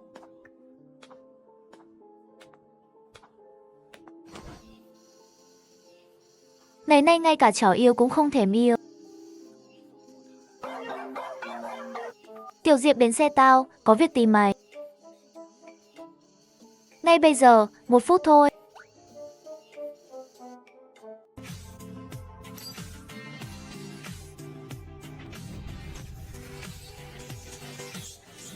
Pháo điện tử.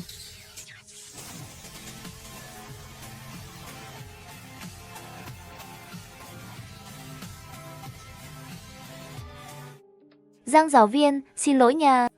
Ta chưa làm xong bài tập nên phải về trước.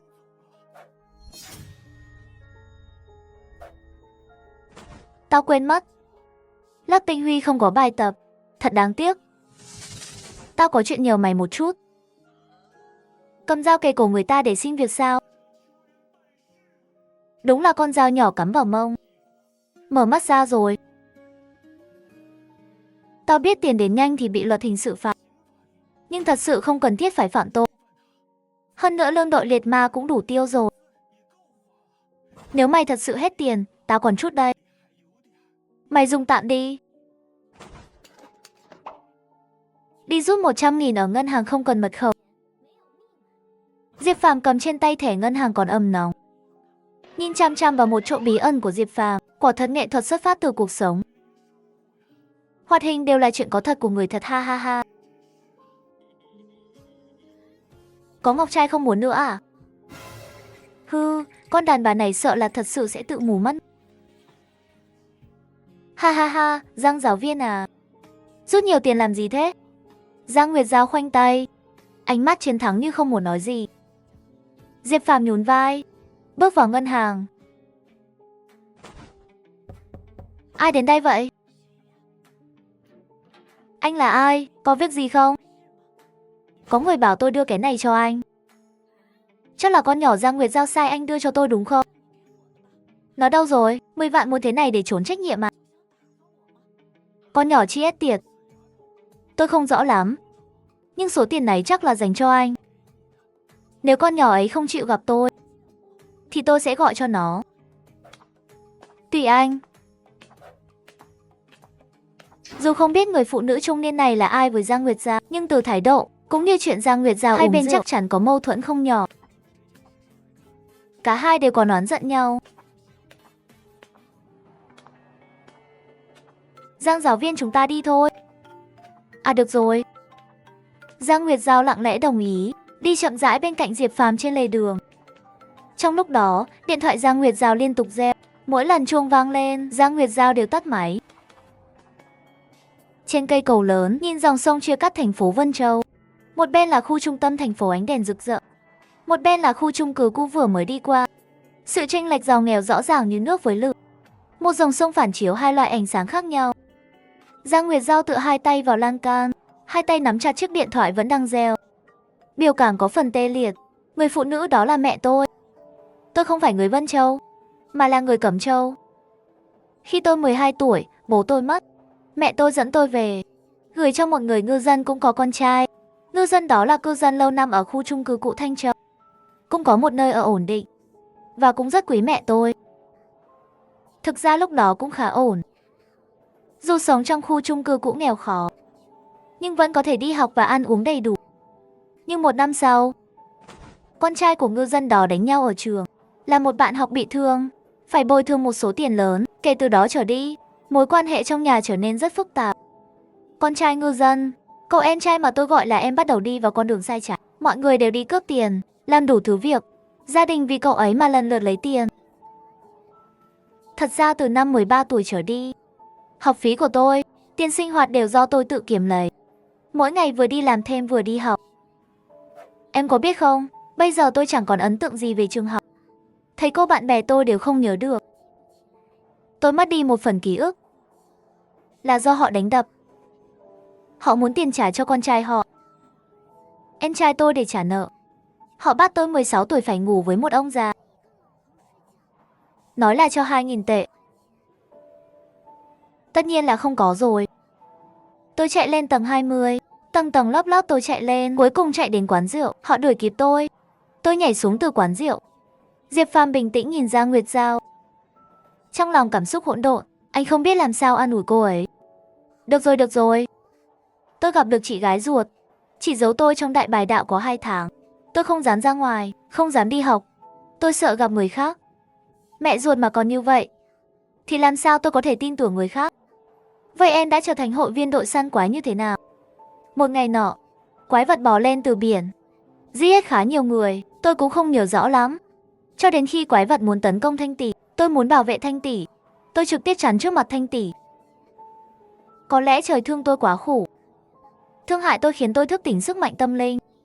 Chính là con dao từng áp vào cổ tôi đó. Diệp Phàm không muốn Giang Nguyệt Giao nhớ lại chuyện buồn. Vì vậy, tôi đùa vui để phá không khí. Diệp Phàm cũng rất hợp tác với Diệp Phàm, đôi mắt còn đẫm lệ của cô liếc Diệp Phàm một cái. Đúng rồi, chính là con dao đó. Tôi đã đâm con dao thật mạnh vào mắt quái thú. Cùng lúc đó, đội trưởng Triệu Trường Phong kịp thời đến, giết hết con quái thú đó. Sau đó mọi chuyện trở nên đơn giản hơn rất nhiều. Nhờ sự giúp đỡ của Thanh Tỷ và đội trưởng, tôi đã học hành suôn sẻ, gia nhập đội săn quái cho đến tận bây giờ.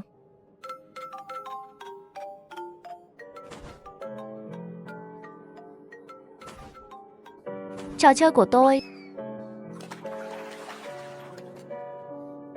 còn tưởng cô sẽ vứt luôn điện thoại đi. Điện thoại đắt lắm mà, hi hi. Đi thôi, cô Giang. Nhân lúc phòng giao dịch còn chưa đóng cửa, tôi sẽ dẫn cô đi chọn số đẹp.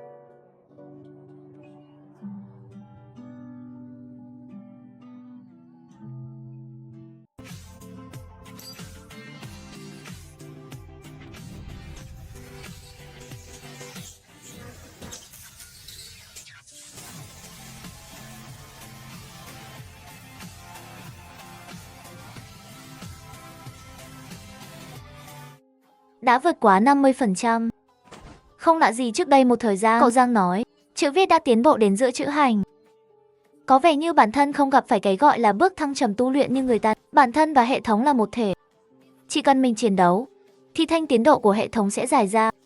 Cấp bậc của mình cũng sẽ theo đó mà tăng lên. Quả nhiên, càng những phần mềm hỗ trợ đơn giản thì càng bá đạo, hi hi. Tiểu Diệp chăm chỉ tu luyện, cố gắng thi đỗ học viện cao cấp kinh đô. Nhờ đâu cậu may mắn được cửa hàng tinh thần cho. Lương của cậu sẽ được nhân đôi đấy. Sau thời gian dài tiếp xúc, Diệp Phàm đã rõ ràng nắm được cách để điều khiển Diệp Phàm, đó chính là tiền. Ồ, biết rồi. Vì tiền tôi cũng sẽ cố gắng chăm chỉ.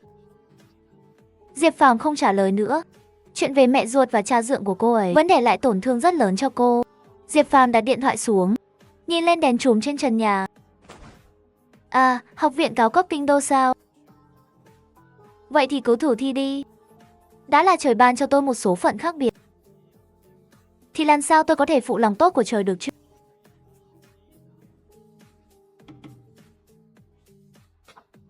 Diệp Phàm đi bộ dọc theo bờ sông về nhà. Khu trung tâm đầy các tòa nhà cao tầng vẫn đang không ngừng xây dựng.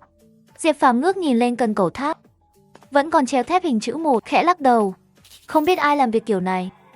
Một khối thép xây dựng to như thế lại cứ thế treo lơ lửng. Nếu ai đó đi dưới đó mà bị rơi trúng thì sao? Chuyện này cũng quá kinh khủng rồi. Có kiểu người nói năng không linh nghiệm điều hay mà linh nghiệm điều xấu, gọi là miệng của. Rất may, hôm nay Diệp Phàm đã thức tỉnh thuộc tính miệng của. Vừa nãy còn than phiền bài tập người ta làm không đúng quy chuẩn, đó gọi là dưỡng chất.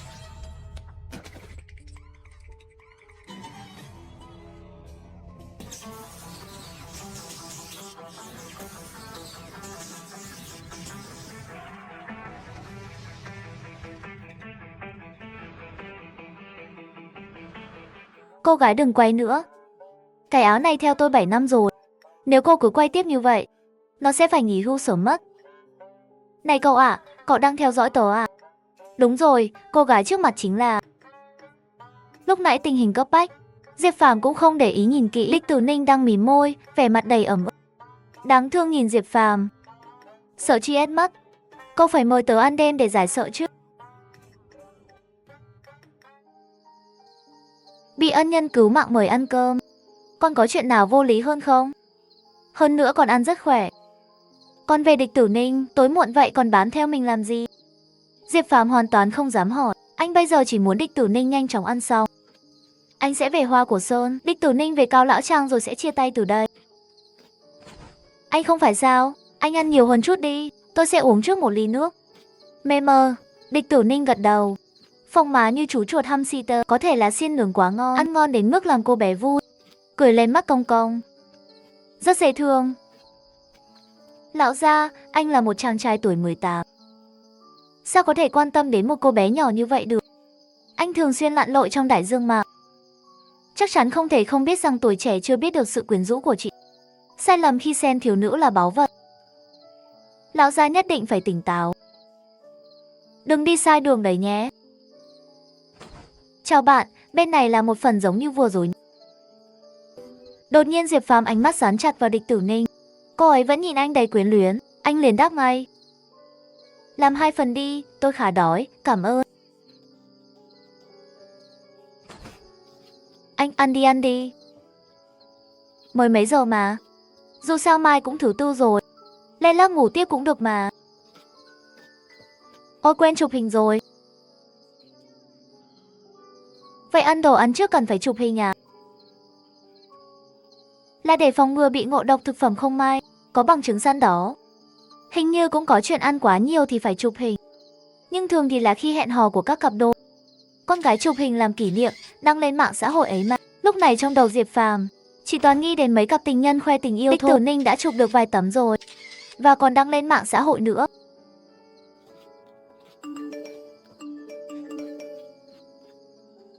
Đáng thương hai đứa bọn tôi vẫn phà, trực đêm không ai hỏi han gì. Đêm nay lại có thêm một người buồn. Vậy ra rõ ràng là Tiểu Phàm đang hẹn hò à? Khi tôi đang cày quái ở Đông Minh, các cậu đang yêu nhau. Dù tôi không ủng hộ tình yêu nơi công sở, nhưng chuyện đã xảy ra rồi, thì cứ để các cậu thoải mái đi. Khách ra vào tùy ý thích gì thì lấy gì. Chúc mừng nhưng đừng để ảnh hưởng học hành nhé. Chúc mừng gì cơ? Các cậu đang nói gì vậy? Xem mạng xã hội kìa. Diệp Phàm lập tức mở mạng xã hội ra xem. Điều hiện ra trước mắt đầu tiên là bài đăng của Địch Tử Ninh. Tiêu đề là có xiên que miễn phí ăn nè. Vừa tê vừa cay. Mọi người nhanh đến nào, Tiểu Phàm mời khách. Bên dưới đăng 9 tấm ảnh. 8 tấm là ảnh nồi lẩu cay đỏ và xiên nhúng. 1 tấm là ảnh Địch Tử Ninh. Yêu nữ. Dám hủy hoại danh tiếng cả đời của ta. Diệp Phàm bị chơi độc hoàn toàn rồi, phải làm sao đây? Nhìn cái vẻ mà ngây thơ còn đang cặm cụi ăn xiên của Địch Tử Ninh. Do dự hồi lâu thì bình luận một dòng trong vòng bạn bè của Địch Tử Ninh. Số 112 đường Thiên Đường. Quán xiên nướng Thiên Thiên, tất cả đến nhé. Giờ chúng ta làm sao đây? Chẳng lẽ phải giải thích với Địch Tử Ninh rằng chúng ta chỉ là đồng nghiệp quen biết sơ thôi à? Đừng nói nhảm nữa. Nói vậy sẽ làm tổn thương cô bé này đấy. Địch Tử Ninh có tình ý với mình. Làm sao mình lại không nhận ra được chứ? Tiểu Phàm, cậu đã nghĩ xong sẽ thi vào trường cao đẳng nào chưa? Nghĩ xong rồi, nguyện vọng 1 là Kinh Đô. Nguyện vọng 2 là Ma Đô. À đúng rồi, Tử Ninh cậu chắc cùng tuổi với mình nhỉ? Sao chưa từng thấy cậu đi học? Hi hi, mình tốt nghiệp cấp 3 từ lâu rồi đó. Diệp Phàm như bừng tỉnh ngộ, địch Tử Ninh đã là sao sáng đỉnh cao. Còn sắp lên cấp sao sáng, làm sao còn khổ cực đi học chứ? Vậy cậu đã chọn thi vào trường cao đẳng nào chưa? Mình không cần thi, mình được tuyển thẳng vào trường cao đẳng Kinh Đô rồi. Trời má ơi, đây chính là học thần trong truyền thuyết sao? Không cần thi mà được vào thẳng luôn á, đỉnh ghê. Tiểu Phàm cố lên, chúng ta cùng nhau vào trường cao đẳng Kinh Đô nhé. Mình được học thần truyền cảm hứng rồi.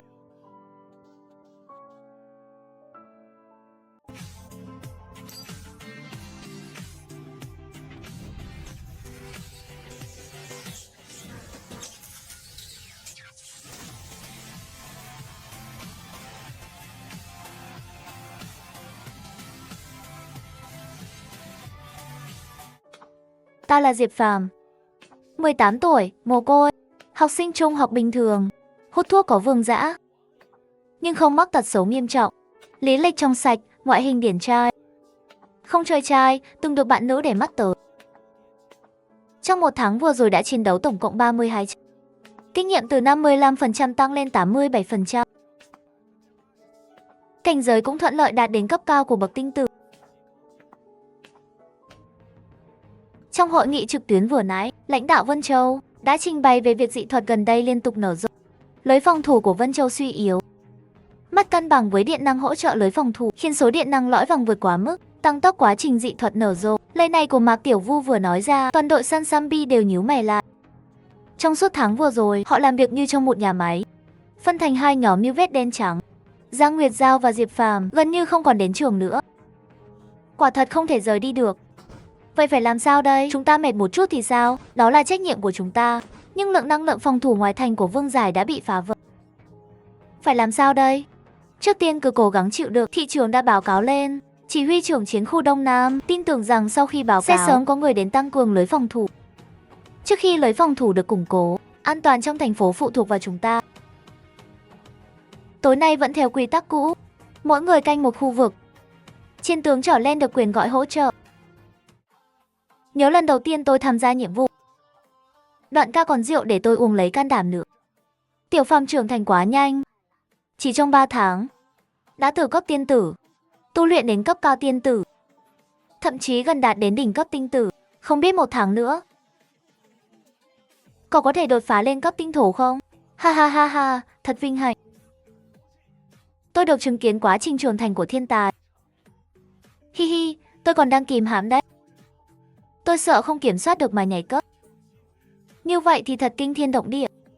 Để không làm các cậu nản lòng, tôi đã cố hết sức kìm chế, hi hi. Cậu kìm gì chứ? Chẳng phải chỉ là đánh được thêm vài phát súng sao? Nhìn cậu kiêu ngạo thế. Nữ chiến thần, cậu tin không? Rồi một ngày, tôi sẽ lần lượt lột sạch từng đầu dễ thương của cậu, hi hi. Uống cái gì, Vũ trụ vương? Cậu đợi tôi đấy. Tiểu Bạch, phía trước 30 mét. Ánh sáng rất mạnh, sắp nở rồi. Cậu có thể đặt thanh chắn đoạn dưới tại chỗ. Cẩn thận đừng chi ép. Cẩn thận, hiểu rồi.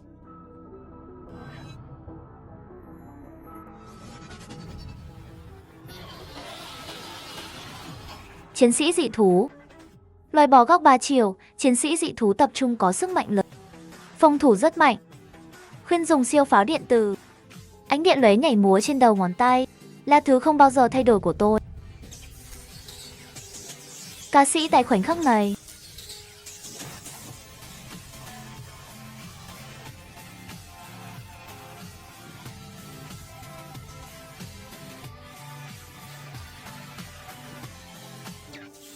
Tiểu 8, nhanh đến phố Long Hoa ăn với chị Nguyệt.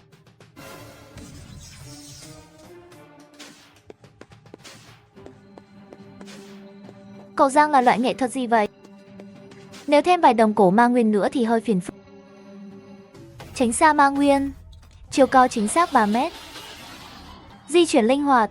2 cánh tay có khiên xương với phòng thủ cực mạnh. Anh cổ đại. Vậy pháo điện tử của tôi có phá được phòng thủ của nó không? Theo phân tích dữ liệu, nếu muốn dùng siêu pháo điện tử phá Tagufen, cần chú ý đến năng lượng nhiều hơn. Cần tăng cường năng lượng gấp bội bình thường. Hiện tại năng lượng tâm lực của bạn, theo lượng tâm lực bình thường tiêu hao hạt nhỏ, có thể dùng được 8 lần. Vừa rồi đã dùng 1 lần. Năng lượng tâm lực chưa hồi phục hoàn toàn. Nếu lát nữa bom gấp 3 lần năng lượng, theo thanh tiến độ hệ thống, chỉ còn lại 48%. Mà đêm nay mới chỉ bắt đầu. Ai biết được nửa đêm sau sẽ xảy ra chuyện gì. Anh ta không quan tâm nữa. Trước tiên cứu người là quan trọng. Không ổn, Ma Nguyên Xương này sắp tiến hóa. Gì cơ?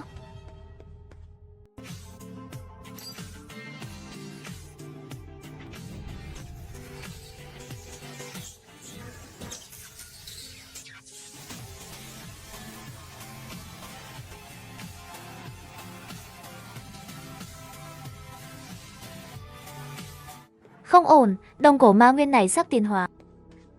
Gì cơ? Diệp Phàm, Địch Tử Ninh và Đan Minh Long đều là dị thú cấp chiến tướng. Nếu tiến hóa thành Tống Lãnh, dù Mộc Tiểu Vũ có đến cũng không thể làm gì được. So với con người, dị thú cấp chiến tướng trở xuống con người mạnh hơn, nhưng cấp Tống Lãnh trở lên dị thú sẽ có trí tuệ. Dù là cấp Tinh Vân cũng khó dễ dàng đánh bại. Phải ngăn chặn tiến hóa. Tiểu Phàm, cậu còn bao lâu nữa tới? Tôi đã đến rồi.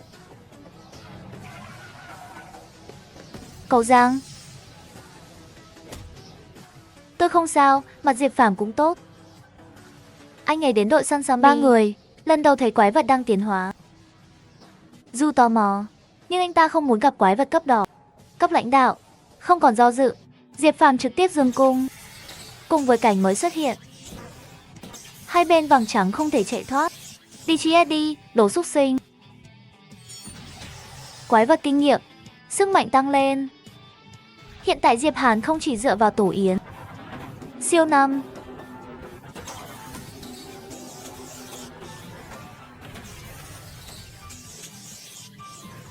Vô Bích Ma Viên.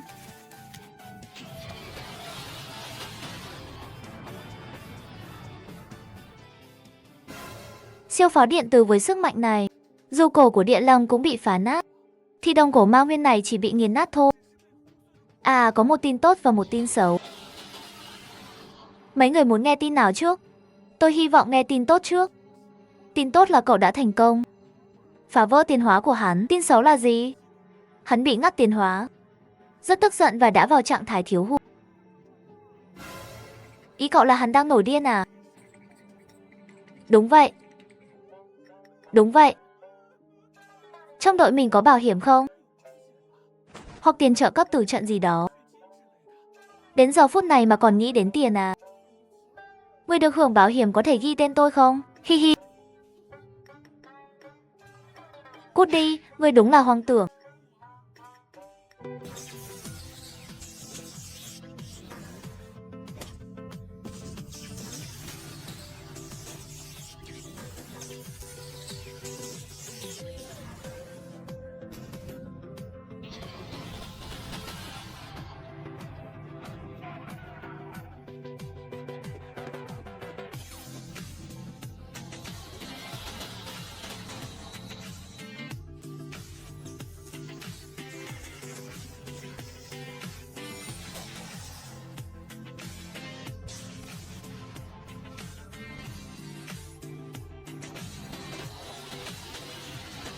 Chính là người này. Hiện tại khiến tôi cảm động, mũi nhọn còn vẫy tay gọi cánh tay của mình cuộn lại. Giao lại tấn công vào chân tôi. Người ta thẳng thừng bỏ qua việc chống đỡ đòn tấn công của Vương Việt Hoa. Hai nắm đấm đánh mạnh xuống. Sức mạnh khủng khiếp như địa ngục. Ngay sau đó tôi bị nhảy lên cao. Hai nắm tay chắp lại, đánh xuống phía Diệp Phàm. Tiểu ta mau né đi. Chỉ cần 1 giây làm Ngô Vân ngưng trệ 1 giây. Gặp thầy sẽ chém đứt đầu hắn. Người già tốt lành sẽ chơi trò sinh tử với đồ xúc sinh này.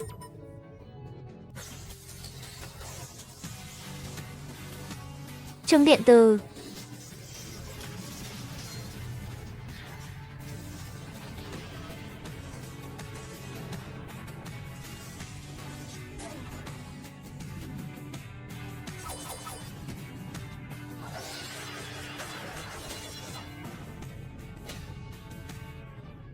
Sao rồi?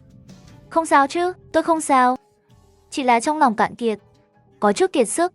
Ha ha, với năng lực hiện tại của tôi, đối phó một con dị thú của cờ Giang vẫn còn quá gắng gượng à? À, được rồi đấy. Cậu đang giả vờ gì thế?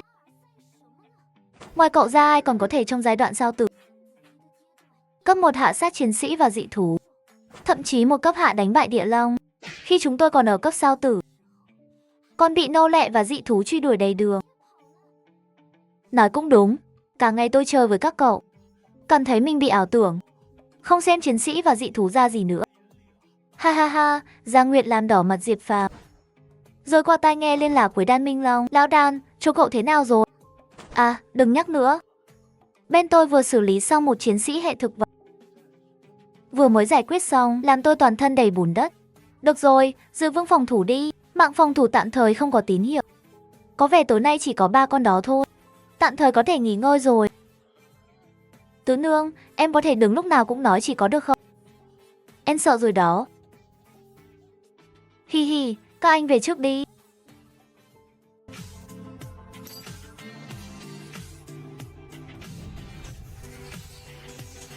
Bắn đại bác pin.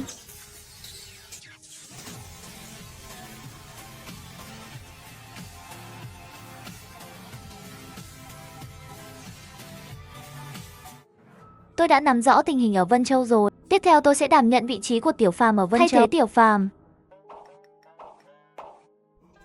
Đội trưởng, còn tôi thì sao? Tiểu Phàm, cậu là học sinh mà, có quên ngày mai là kỳ thi tuyển sinh rồi à? Ôi trời, đúng rồi. Mình đã hơn 1 tháng không đến trường rồi. Còn quên cả kỳ thi tuyển sinh.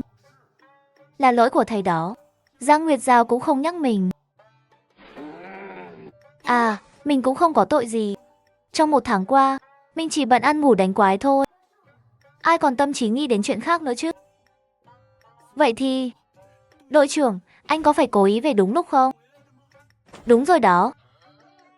Có nghĩ đến về sớm vài ngày không? Để cho tôi về nhà ôn bài. Cậu có làm bài tập không? Không, vậy cậu biết không? Lớp tinh huy của các cậu có bao nhiêu môn học? Không biết. Vậy sao phải ôn bài? Đúng rồi, chuyện đã định rồi. Có gì còn phải cố gắng. Dù sao cũng đã buông xuôi rồi, thì cứ buông tiếp đi. Đội trưởng, vậy tôi làm sao thi vào cao đẳng Kiêu Tô đây? Cái này cậu yên tâm đi, tôi có người bên cao đẳng Kiêu Tô rồi. Chỉ cần cậu có thành tích tốt trong kỳ thi tuyển, tôi sẽ giúp cậu chen vào được. Wow, thật không? Dù sao tôi cũng là đội trưởng đội săn Sambi Vân Châu. Thành viên đội săn Bạch Ngân, chiến khu Trung Nam, cũng có chút uy tín đấy chứ. Đội trưởng nói vớ vẩn. Kỳ thi tuyển, tôi nhất định sẽ cố gắng hết mình. Được rồi, Tiểu Phàm, cố lên nhé. Tôi tin cậu sẽ đỗ vào cao đẳng Kiêu Tô. Đội trưởng yên tâm đi. Cậu về nghỉ ngơi đi. Ngày mai thi thật tốt. Vâng, đội trưởng. Hai người diễn trò hài kịch này khiến người khác đều sửng sốt. Họ chẳng thấy ngượng sao? Sao tôi không biết? Cậu có quan hệ gì với cao đẳng Kiêu Tô? Tôi có cái gì liên quan đâu. Tôi lừa hắn mà, hề hề hề.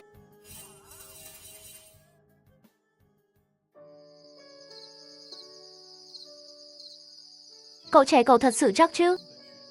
Cao đẳng Kiêu Tô của các cậu sẽ tuyển những đứa trẻ vô năng lấy tiền làm chuyện hối lộ như vậy sao? Lưu Hồng, cậu nói gì vớ vẩn vậy? Lấy tiền làm chuyện hối lộ không tốt à? Ít nhất là công khai minh bạch. Hơn nữa học viện kinh đậu của chúng ta không thiếu tiền. Nói mới nhớ Lý Thành Bân. Cậu lại vượt qua tinh thần điện đến đây luôn. Quy tắc của tháp cao khi nào thay đổi vậy? Xin đừng hiểu lầm.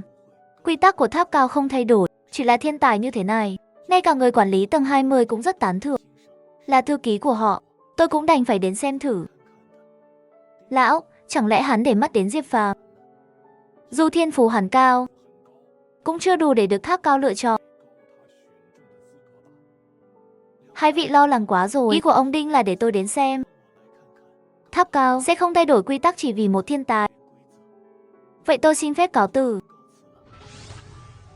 Này, dù là Kiêu Tô hay Ma Đô, đối với trẻ con mà nói, chỉ là một cảnh sắc trong cuộc đời thôi. mà việc đào tạo một học sinh có khả năng trở thành quản lý cấp cao trong tương lai mới là điều quan trọng với chúng ta.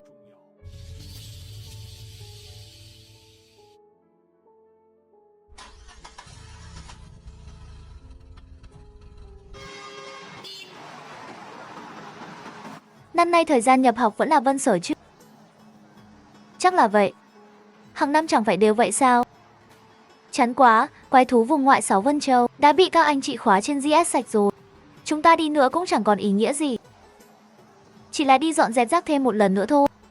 Khác với bọn học sinh chưa từng chiến đấu với quái thú, Diệp Phàm từ khi đến thế giới này luôn chiến đấu với quái thú. Do cậu vẫn nhớ lúc mới tới đây, bị con tê tê đầy gai đuổi giáo giết, nghe đồng đội thản nhiên chém chém nó. Thật là những đóa hoa mỏng manh. Mong rằng khi thực sự đối mặt quái thú, các cậu còn đứng vững. Gặp anh hùng, ai cũng muốn làm, ai cũng muốn đứng giữa thành phố, đấu với Godzilla dưới ánh mắt hàng ngàn người. Nhưng cũng phải nhìn rõ thực tế. Và lại tôi cũng không tin ăn chầm ân thật sự đánh bại được Godzilla đâu. Khu chiến Đông Nam có 12 thành phố, mỗi thành phố có vài chục người như sao sáng, cộng lại có thể lên đến 400-500 người. Cộng thêm giáo viên đi theo bảo vệ, số người còn nhiều hơn. Hơn nữa, quân đội trấn Mộc của Vân Châu cũng sẽ cử một đội bảo vệ học sinh ở vùng ngoại 6 Vân Châu. Rốt cuộc thì tâm sử quá ít, dựa trên cơ sở đó, tâm sử trở thành những bông hoa cần được chăm sóc. Diệp Phàm đeo tai nghe nghe nhạc nhẹ. Nhìn tiến độ hệ thống đạt 90%, nghĩa là mình chỉ cần chiến đấu thêm 10 trận nữa là có thể đạt 100% thăng cấp cờ tinh đồ. 90% theo thanh tiến độ hiện ra. Bây giờ mình đã lên đến đỉnh cao của quân cờ mới. Hơn nữa còn có giáo viên đi theo bảo vệ. Mong rằng sự nghiệp này sẽ thuận lợi.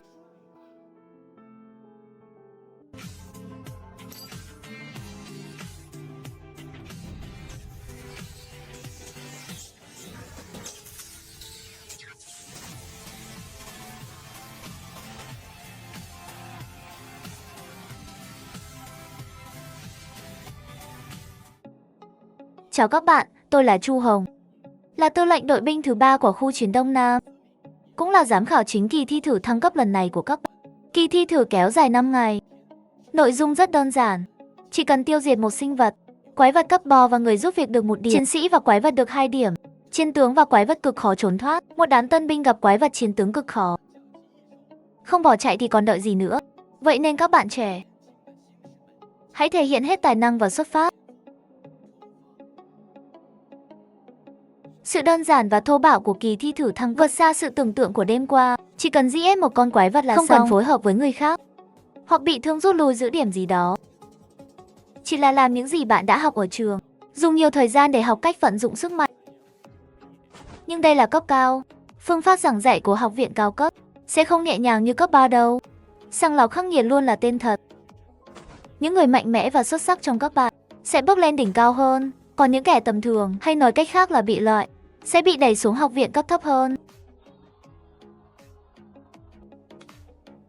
Vượt chông gai, đẩy bay tất cả, không tồn tại đâu. Chỉ là một chiếc giáp sát cấp chiến sĩ, một phát pháo điện tử tích trữ là đủ giải quyết.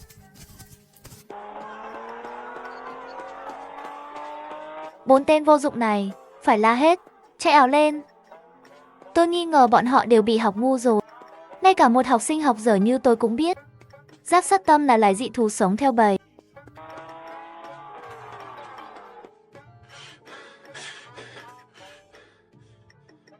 Sao giáp sắt Tây không đuổi theo chúng ta nữa rồi? Chỗ này là lãnh địa của dị thú khác, chạy nhanh đi. Sao mày chỉ biết có mỗi việc chạy vậy hả? Lúc nãy mày chạy nhanh nhất đấy. Tao cũng thật là xui, phân vào cùng đội với mày. Đều là lần đầu làm người, ai thèm chiều mày chứ? Nếu như bình thường ở trường, có thể tao không thèm để ý mày đâu, dù sao cũng không ảnh hưởng đến tao. Nhưng giờ không được rồi, đây là ổ của thú rừng Vân Châu, không cẩn thận thì chẳng ai chạy thoát.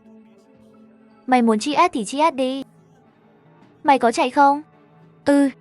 Mới thoát được giáp sắt Tây truy sát mà giờ lại phải chạy nữa sao? Lại chạy nữa hả? Thôi đi, tao đi đây. Diệp Phàm nhìn về hướng vừa chạy qua, rồi lại nhìn thẳng phía trước. Bối rối không biết làm sao, đạp chân chạy vào rừng cây bên phải. 4 người đều sững sờ. Chuyện gì thế này?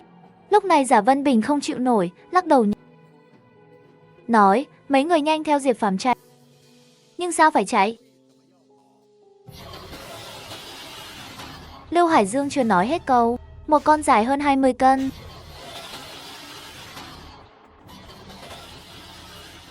Lộ ra 2 chiếc nanh độc. Lưu Hải Dương, nhanh tránh đi.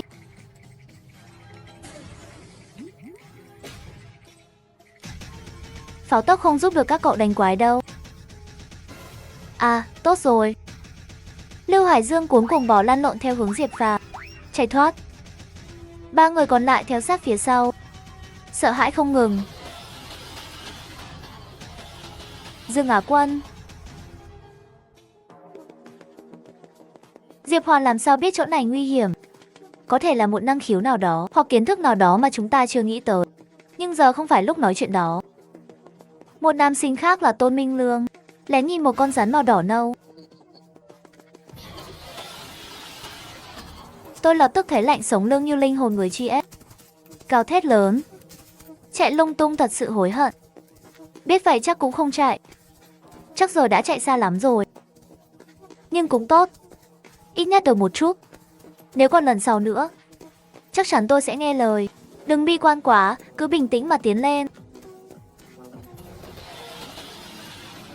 Pháo điện tử.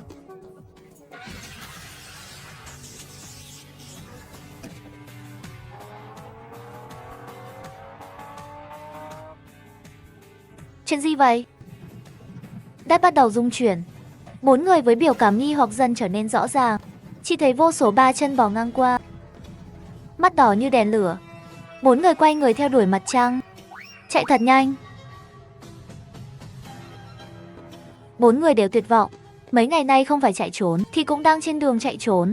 Nói là đến núi Kính Minh để thể hiện anh hùng, rồi giết chóc loạn xạ với tư cách người đứng đầu, thống trị toàn bộ chiến khu Đông Nam. Nhưng tình hình dường như đã sai lệch. Mấy ngày nay, ngoại trừ vừa rồi là chơi trò cá cược nghệ thuật, thời gian còn lại đều là chạy trốn. Chạy trốn với đủ kiểu tư thế.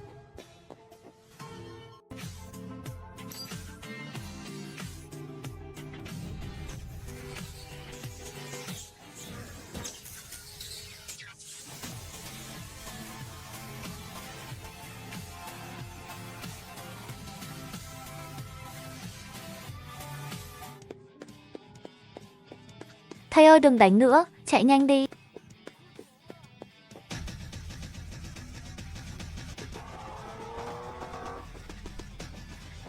Giả Vân Bình đúng lúc. Diệp Phàm không làm bộ, khí thế vượt trội, đội mũ trên đầu. Phía sau là Giả Vân Bình, sau Giả Vân Bình là 4 đại vực chủ.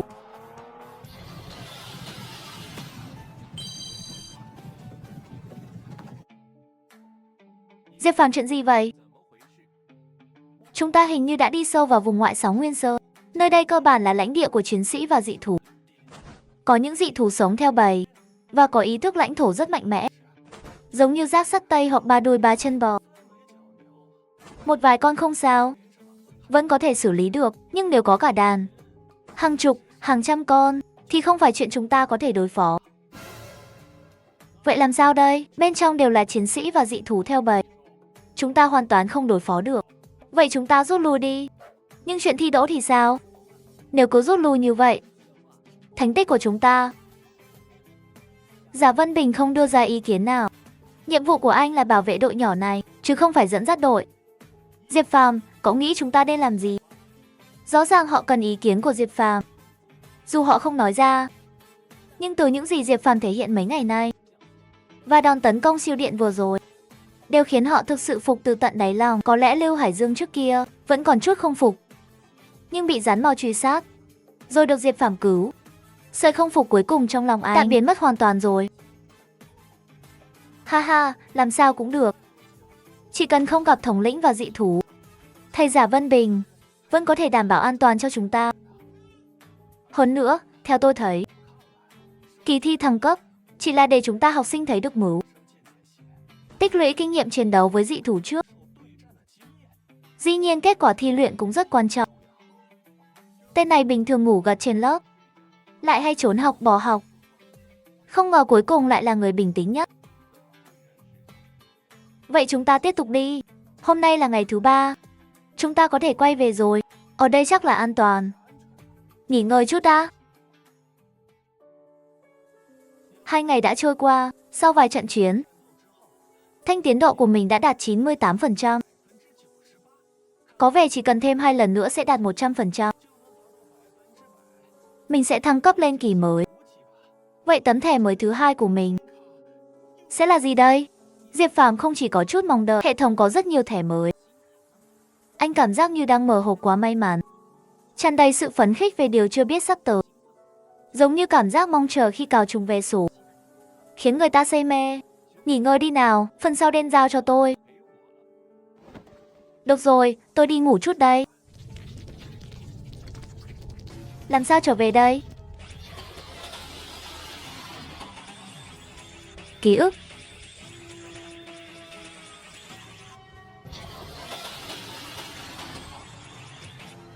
Thống lĩnh kia.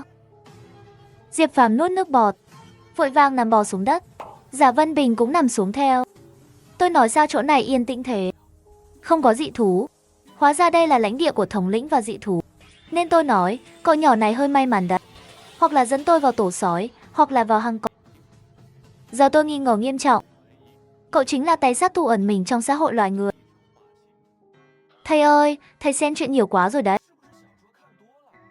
Chúng ta chơi thẻ bài mà, chứ không phải tu tiên. Tôi còn từng gặp cơn mưa sấm 9 tầng bay. Mê mơn, cậu cũng xem không ít phim rồi nhỉ? Thầy, ngồi ngay ngắn đi. Là đồng đội của tôi mà còn dám tỏ vẻ. Không sợ tôi cau mày sao? Lui về phía sau cậu đi. Hai con thống lĩnh và dị thú đang đánh nhau kia là gì vậy? Mạnh vậy cơ à? Con điện long có cánh cổ xưa gọi là thạch dực long. Con rắn đen chân dài kia là độc giác kiều. Quá khủng khiếp luôn. Chỉ có ăn châm ân mới đánh được mấy con quái vật khổng lồ thế này. Phim hoạt hình đều lừa đảo. Chỉ có Seven và Digger tương đương có thể đánh được. Còn mấy ăn châm ân khác thì khó lắm rồi.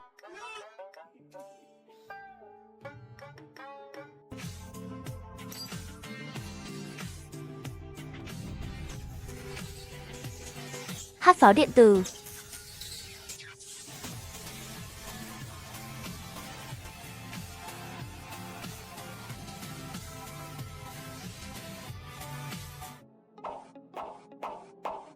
Đây là dị thú cấp thống lĩnh, mà là dị thú thống lĩnh thật sự. Dù không rõ vì sao lại xuất hiện ở vùng ngoài của Vân Châu, nhưng có thể chắc chắn rằng hai con thống lĩnh cấp dị thú này, dù là con nào đi nữa, cũng đều có thể gây ra sự hủy diệt khó lường cho Vân Châu. Má ơi, cái này quá khủng khiếp rồi. Thầy ơi, em thấy chỗ này không nên ở lại lâu, hay là mình quay về chơi trò rượt đuổi với mấy chiến sĩ có giáp kia đi. Chuẩn luôn, tôi bắt đầu nhớ mấy bé trâu ba sừng rồi đấy. Haha, tôi vẫn thích đánh giả vờ hơn. Dù dị thú cấp thống lĩnh rất hiếm gặp, nhưng tốt nhất là đừng gặp thì hơn. Mình cứ từ từ lùi về phía rừng, sau đó lập tức chạy ngược lại, hiểu chưa? Rõ rồi. Mấy người bọn họ như mấy con sâu xanh lớn, chậm rãi bò về phía rìa rừng. Nhưng ngay khi họ sắp vào rừng, hai luồng ánh sáng bay vút lên từ chân trời, chiếu sáng bầu trời đêm. Và hai luồng ánh sáng đó bay thẳng về chiến trường của hai con dị thú. Cái gì vậy? Nếu tôi nhớ không nhầm, chỉ có từ cấp tinh thần trở lên mới có thể dựa vào sức mạnh tinh tú để bay giữa không trung đúng không? Hai con dị thú cấp thống lĩnh đã đủ khiến người ta sốc rồi. Giờ lại xuất hiện thêm hai người cấp tinh thần hoặc cấp hư không? Không chỉ là Tôn Minh Dương, ngay cả Diệp Phàm cũng ngẩn người ra. Hai người đó đều đang đứng ngay trên đầu dị thú nhất thủ, quanh người họ lấp lánh những thẻ tinh túc mới.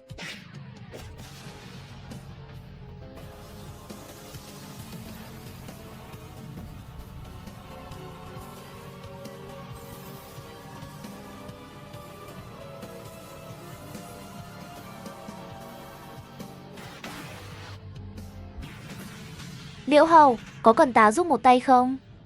Dù gì cũng để ta thể hiện chút bản lĩnh trước lưng hậu nhé. Nói xong, lần này nhìn bầu trời trong xanh cũng khiến người ta chấn động thật. Vậy thì ta cũng dùng vũ khí nhé.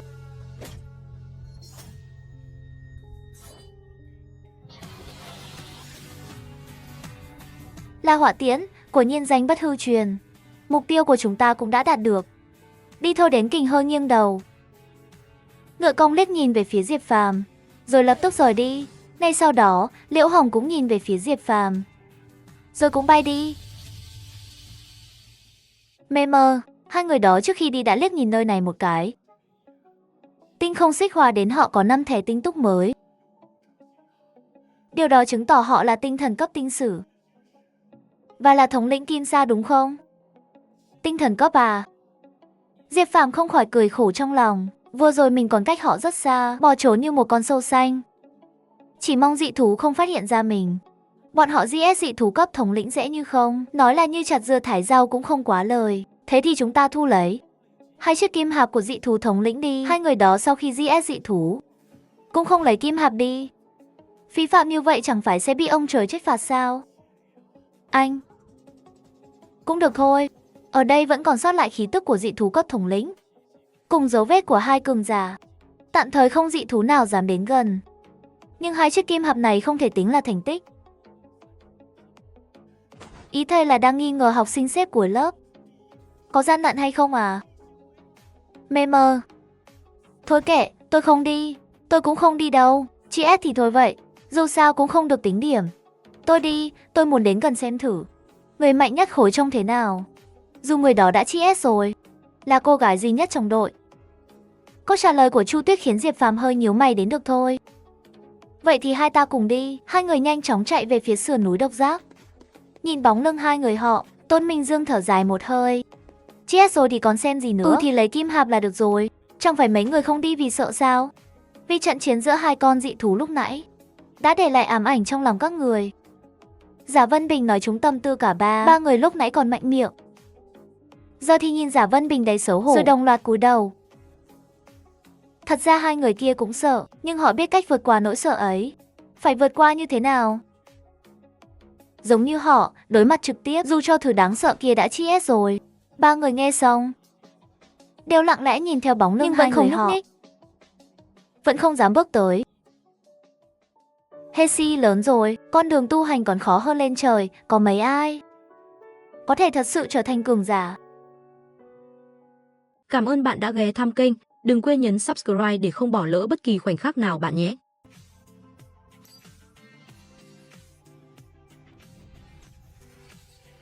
Đến rồi đây. Đến rồi đây.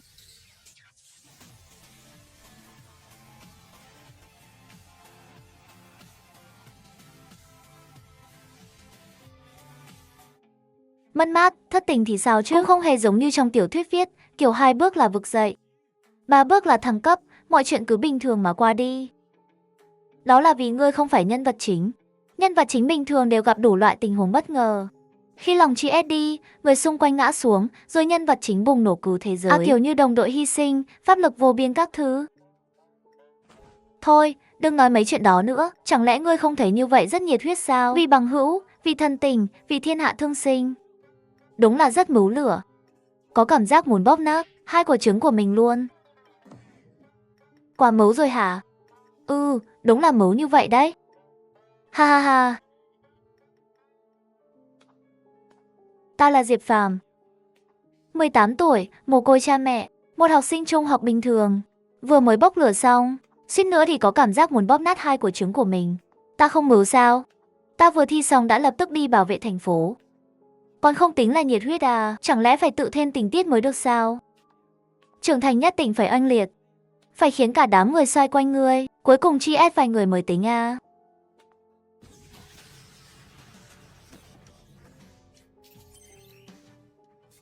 Phát hiện ký chủ đã thỏa mãn điều kiện rút thẻ.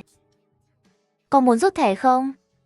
Giống như lần đầu vậy, một màn hình xanh nhạt xuất hiện. Lần này Diệp Phàm đến thật kỹ. Có tổng cộng 19 lá bài, xem ra hệ thống có tổng cộng 20 lá bài. Sau khi hắn rút 1 lá thì còn lại 19 lá. Đội trưởng của ta đến Mạc Tiểu Vũ, 20 năm vẫn độc thân. Hãy để ta rút trúng thẻ Acer đi. Nếu 20 năm chưa đủ, thì lấy cả đời độc thân mà đổi. Vận may bùng nổ. Ta muốn 3 hoàng cấp. Lúc này Diệp Phàm ngây ngốc như kẻ tà tâm. Mơ tưởng dùng cơ hội rút thẻ miễn phí trong trò chơi. Một phát là trúng cực phẩm, nhưng ai cũng biết điều đó là không thể. Trong thời đại nạp tiền, chưa từng có kẻ may mắn rút trúng thẻ xịn.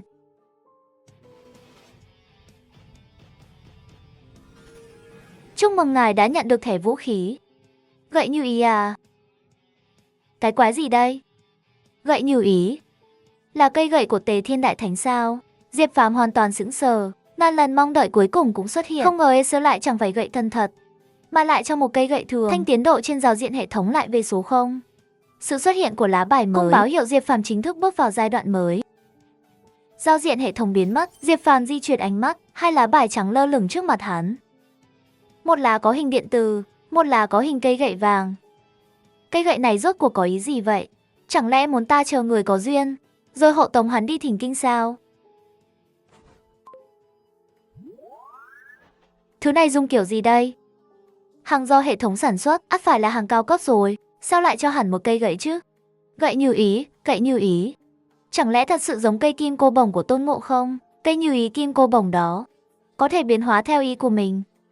Diệp Phàm khẽ nhíu mày, hắn nhìn chăm chú vào gậy như ý, trong lòng nghĩ đến đôi đao nhạn lợi cong của Đoạn Minh Long, đồng thời khẽ niệm trong đầu. Trời ạ, thật sự biến thành liềm rồi. Không ngờ đúng là gậy như ý thật. Quả nhiên đồ do hệ thống tạo ra đều là hàng cực phẩm. Bé cưng của hệ thống ơi, xin thứ lỗi cho sự nông cạn khi nãy của ta.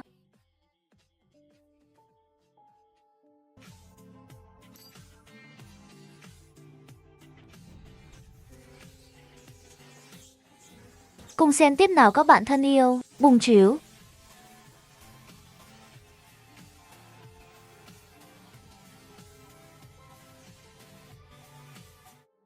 Trên kia bao giờ mới sửa xong lưới phòng ngự vậy? Nếu còn chưa sửa được, thì cho dù không bị quái vật ăn, chúng ta cũng sẽ kiệt sức mất. Cứ đợi thêm đi, thành Đông Lăng còn nghiêm trọng hơn chúng ta, chắc họ phải ổn định Đông Lăng trước rồi mới đến Vân Châu. Nghe nói đội diệt ma ở Đông Lăng có người hy sinh, lần này phân bổ nhân lực chạy huấn luyện, thành Đông Lăng sẽ được ưu tiên à? Chắc chắn rồi, dù sao cũng phải đảm bảo tiêu chuẩn đội 8 người. Diệp Phàm nghe họ trò chuyện, nhưng chẳng có cảm xúc gì đặc biệt. Tuy họ nói là thành Đông Lăng, nhưng thật ra là đang nói đến đội diệt ma ở Đông Lăng có người chi ết. Vậy thì tân binh chạy huấn luyện năm nay sẽ được ưu tiên bổ sung cho đội diệt ma của Đông Lăng. Còn nếu đội diệt ma của Vân Châu có người hy sinh, cũng sẽ được ghi vào báo cáo, rồi do tân binh thay thế vào. Thôi, bỏ đi. Tối nay đội trưởng sẽ phối hợp tác chiến với quân liệt ma, vì thế ngươi chẳng có một ngày nghỉ nào đâu.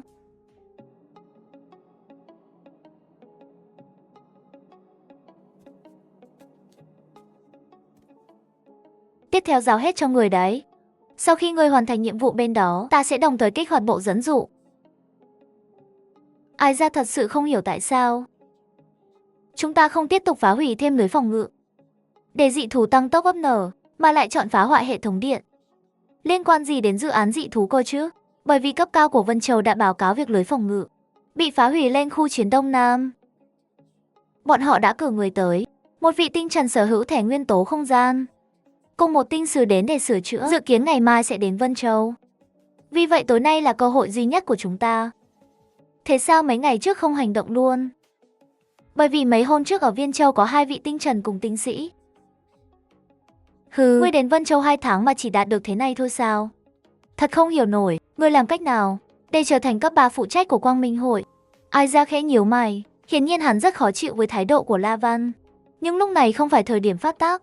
Từ 2 tháng trước Lâm Trầu đã bắt đầu bố trí kế hoạch, đến nay đã đầu tư lượng lớn nhân lực và tài nguyên. Tuyệt đối không được phép thất bại. Nếu ngươi có ý kiến với quyết định của hội trưởng, thì sau khi nhiệm vụ kết thúc hãy đến thách đấu với ta. Nhưng bây giờ, ngươi phải hoàn thành nhiệm vụ cho ta. La Văn, nhớ kỹ lời ta, chỉ cần phá hủy trung tâm tháp điện là được. Đừng gây ra động tĩnh quá lớn.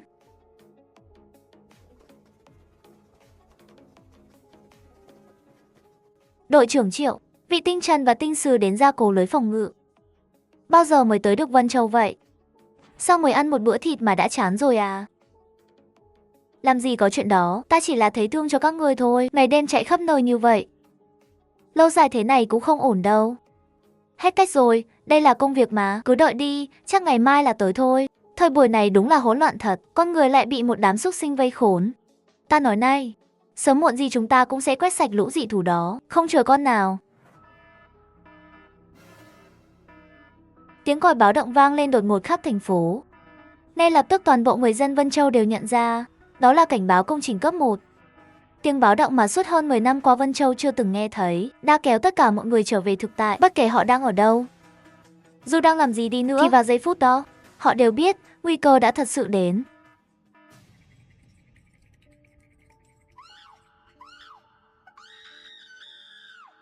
Cứu tôi với, cứu tôi!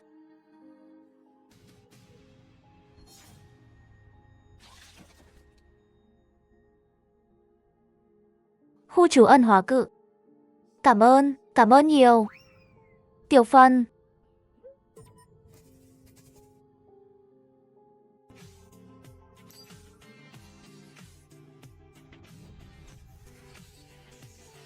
Ném. Cùng xem tiếp nào các bạn thân yêu.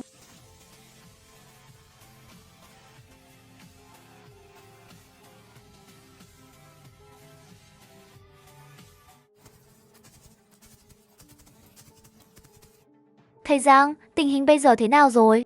Cụ thể thì vẫn chưa rõ lắm. Chỉ biết là lưới phòng ngự đã mất tác dụng. Và không hiểu sao bầy dị thú bắt đầu tấn công thành. Đội trưởng và đội phó đã ra ngoài thành rồi. Trong thành chỉ còn lại chúng ta thôi. Sao lưới phòng ngự lại đột ngột mất tác dụng chứ? Lưới phòng ngự hỏng. Dị thú lại tấn công ngay sau đó. Có phải quá trùng hợp rồi không? Nguyệt Giao tỷ đến khu trú ẩn số 3.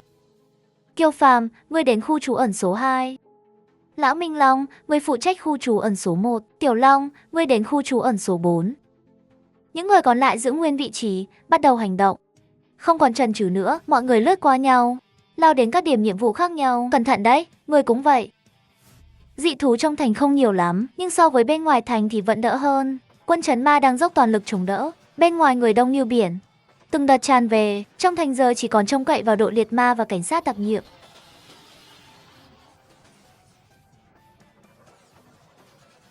Nhanh lên nào, mau vào khu trú ẩn.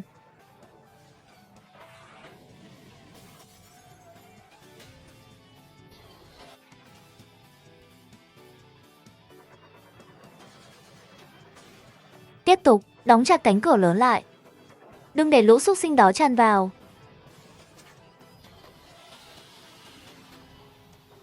Mau chạy đi, con có thể giữ được một tia hy vọng. Những người còn lại tập trung lại. Mang toàn bộ đan dược ra sử dụng. Nhưng mọi người dường như không hề động đậy, họ chỉ đứng đó trước cánh cửa đang khét dần. Người bị thương, không bị thương, đều đứng ở hàng đầu tiên. Ai còn có thể đứng thì đều đứng dậy. Cung nổ súng về phía Xích Linh Xà. Khai hỏa. Nhưng hỏa lực này rõ ràng chẳng gây được tổn thương cho Xích Linh Xà. Nó gần như miễn nhiễm với mọi đòn công kích, một con quái vật thực thụ. Càng lúc càng to lớn hơn, khởi động pháo điện từ. Diệp Phàm nhanh chóng lao đến cổng A2. Nhìn cánh cửa đang dần khép lại, khoảng trống chỉ còn chưa đến nửa mét. Diệp Phàm lập tức ném cây gậy như ý trong tay ra. Đừng có đứng ngẩn ra đấy. Mau chui vào trong đi. Nhanh lên, chui vào đi. Đừng có mà chần chừ nữa, chỉ khi các ngươi an toàn chúng ta mới vào được. Lúc này đây, dù lời lẽ thô tục cũng trở nên đáng quý. Dù hành động cầu cần cũng là để cứu mạng người. Không xa đó, ánh đèn của chiến trường vẫn lóe sáng. Hàng trăm người dân đang dồn hết áp lực lên Diệp Phàm. Cột trống tạo thành từ gậy như ý đã bắt đầu phát sáng chói lòa, đó là dấu hiệu sắp sụp đổ. Mẹ kiếp, mau đi vào hết cho ta. Huynh đệ, sau này chúng ta còn có thể uống rượu mà, các ngươi lo bảo vệ dân thường, còn ta sẽ bảo vệ tất cả các ngươi. Giờ khi ta còn trụ được thì mau vào hết cho ta.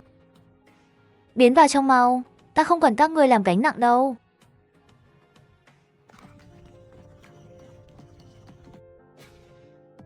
Tiểu Phàm, ngươi sao rồi? Làm sao thế? Ta chỉ hơi mệt, nghỉ một chút thôi mà. Anh. Đồ ngốc, ngươi làm ta sợ chi ết khiếp. Yên tâm đi, ta còn chưa nỡ chi ết đâu. Cuối cùng đê vợ ta mới có thể đưa toàn bộ dân chúng vào nơi trú ẩn, sau đó toàn lực tiêu diệt đám quái thú.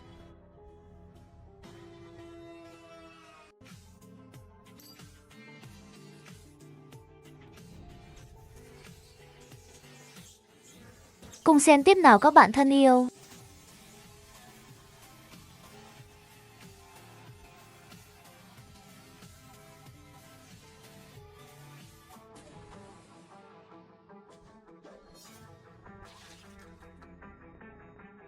Giờ ta cảm thấy toàn thân tràn đầy sức mạnh. Các ngươi nói xem, đây có phải là hồi quang phản chiếu không? Ai mà biết được chứ, có khi ngươi chơi thuốc cũng nên. Không đời nào ta chơi thuốc đâu, kiểu như adrenaline ấy. Đối với tinh đồ cấp trở lên là vô dụng rồi. Ta nói đâu phải adrenaline đâu nha. Cút xéo đi cho ta. Các người nói xem, người chi S rồi mà tiền chưa tiêu hết thì làm sao? Ta có thể thừa kế mà, con trai à? Hừ, cút đi.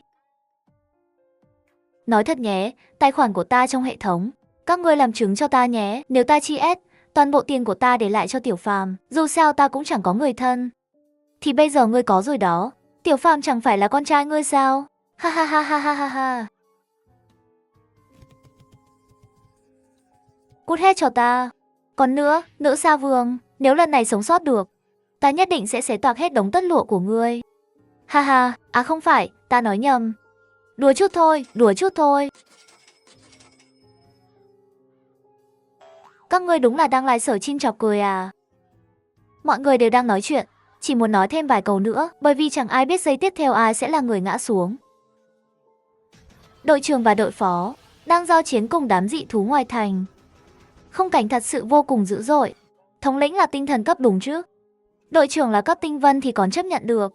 Nhưng đội phó mới chỉ là cấp tinh quang thôi, sao hắn dám lên đó trên chân vậy, chuẩn luôn. Dù có đi nộp mạng cũng không đến mức ngu thế chứ. Cút mẹ người đi. Lão tử là đỉnh phong cấp tinh quang đấy. Xì, ngươi cho dù là tinh quang bị điên thì vẫn chỉ là tinh quang thôi. Ngươi vẫn còn non lắm. Trên đại lộ zombie đã hy sinh.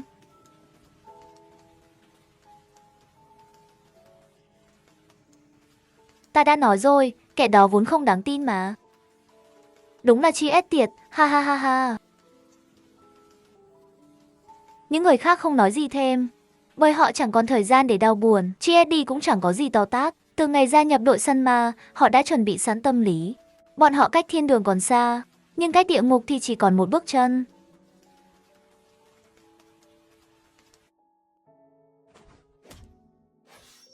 Này, tình hình sao rồi? Vẫn còn sống chứ? Cũng suýt chi ết mấy lần rồi đấy. Không biết khi nào mới kết thúc đây. Ta thật sự mong đây chỉ là một giấc mơ. Nếu không phải mơ, thì cái chi ết có lẽ cũng là sự giải thoát. Cứ tiếp tục thế này thì không ổn đâu. Sớm muộn gì cũng bị tiêu hao đến chi ết. Giờ tất cả đến cầu trường hạt tập hợp. Ở đó chúng ta cùng chiến đấu. Ít ra còn có thể hỗ trợ lẫn nhau. Hiểu rồi. Hiện tại là 10 giờ 23 phút đêm. Trong bộ đàm truyền tin, Địch Tử Ninh nói điều đó trùng khớp với lời của đội trưởng. Từ giờ tính ra ít nhất còn 12 tiếng nữa. Vị tinh trần cấp tinh sĩ kia mới có thể đến kịp. Đội trưởng muốn chờ viện binh của nhân giới, thì ít nhất cũng phải đợi thêm 12 tiếng. Lúc đó em rằng cả Vân Châu đã bị san phẳng rồi. Chúng ta còn cách nào khác không? 12 tiếng, đủ để chi ét thêm mấy vòng nữa rồi đấy. Triệu Thành Phong không nói gì. Chắc giờ hắn đang giao chiến ác liệt với con thống lĩnh kia. Và đám dị thú cùng một lúc. Thiết bị dẫn dụ đã bị trấn ma cục phá hủy. Nhưng khu tháp cung điện trung tâm cũng bị hư hại nặng. Chỉ cần nguồn điện của Vân Châu được khôi phục, thì lưới phòng ngự sẽ tự động mở lại. Vấn đề là làm sao sửa được tháp năng lượng trung tâm? Cái đó ta cũng không biết. Vậy chẳng phải công cốc hết sao? Nhưng dù thế nào đi nữa, ít nhất giờ chúng ta đã có mục tiêu đến tòa tháp trung tâm. Các người đến cầu Trường Hà phòng thủ trước đi, còn ta sẽ đến khu tháp cung điện trung tâm. Nhiệm vụ hoàn thành. Chúng ta phải đi thôi. Ái ra, chẳng lẽ ngươi không muốn tự mình nhìn xem sao? Tác phẩm cuối cùng sẽ trở thành như thế nào? Tác phẩm mà Lỗ Văn nhắc đến tất nhiên là Vân Châu. Thành phố này đã bị hai người tự tay hủy diệt. Lỗ Văn, đây là tự do của cậu, nhưng nếu cậu chi ết, tôi sẽ báo cáo trung thực với cấp trên. Bởi cái chi ết của cậu là do sự ngớ ngẩn của chính cậu gây ra, không liên quan đến tôi. Yên tâm đi, sau khi trở về, ta sẽ chính thức thách thức ngươi.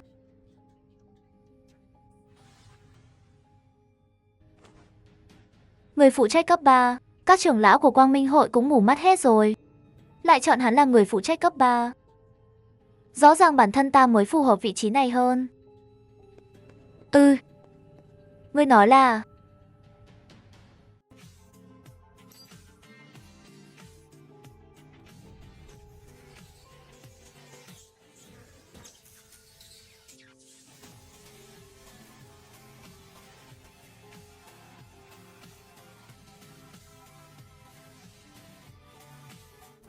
Diệp Phàm không trả lời, mà nhìn về phía 10 mấy binh lính gục xuống trên quảng trường. Nhìn vào con dao trong tay La Văn, người GS hắn không sai. Ngọn tháp này cũng là do người dựng.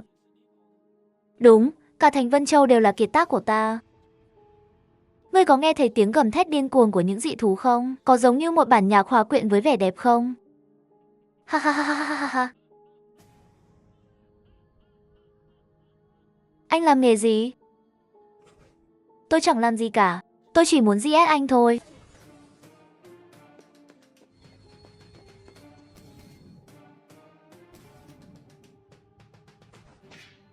Yêu thôi.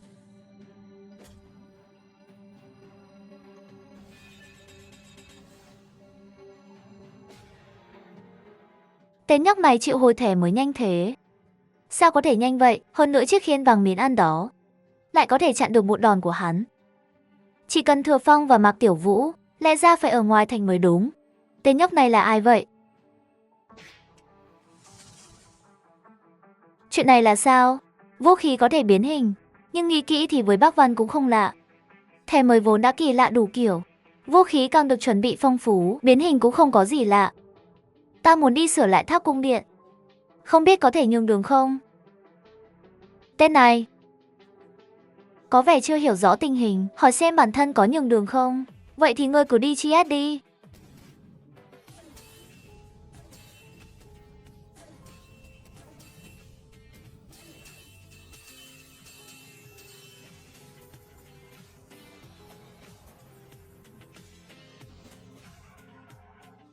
Nhóc con, ngươi sống không chịu nổi nữa à? Ngươi mới vừa vào đất mới, đã định GS ta sao?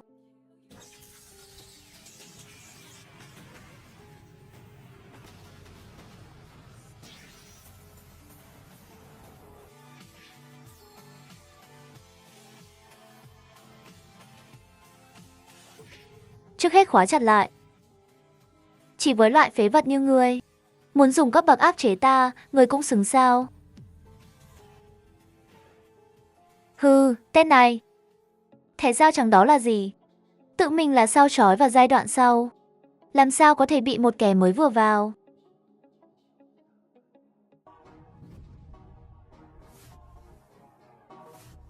Ta đã nói ta đang gấp. Nếu ngươi không có chiêu mạnh hơn, thì xin ngươi đi GS đi.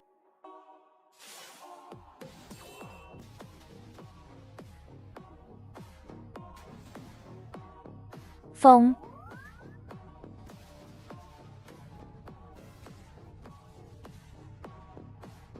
Tên đó cuối cùng đã tàng hình à? Nếu hắn chạy đi thì cũng được. Dù sao bây giờ việc quan trọng nhất là kiểm tra chiến lược giữa kỳ của hắn. Nhưng nếu tên đó tàng hình gần đây, làm phiền ta thì sẽ không đáng. Ta xem ngươi có thể trốn ở đâu. Thoát vẻ, Diệp Phàm mắt lấy tia sét. Cảm nhận tâm linh còn lại không nhiều của bản thân, nhìn lại toàn bộ quảng trường. Vừa vặn, trường điện tử của ta có thể trải ra toàn bộ quảng trường.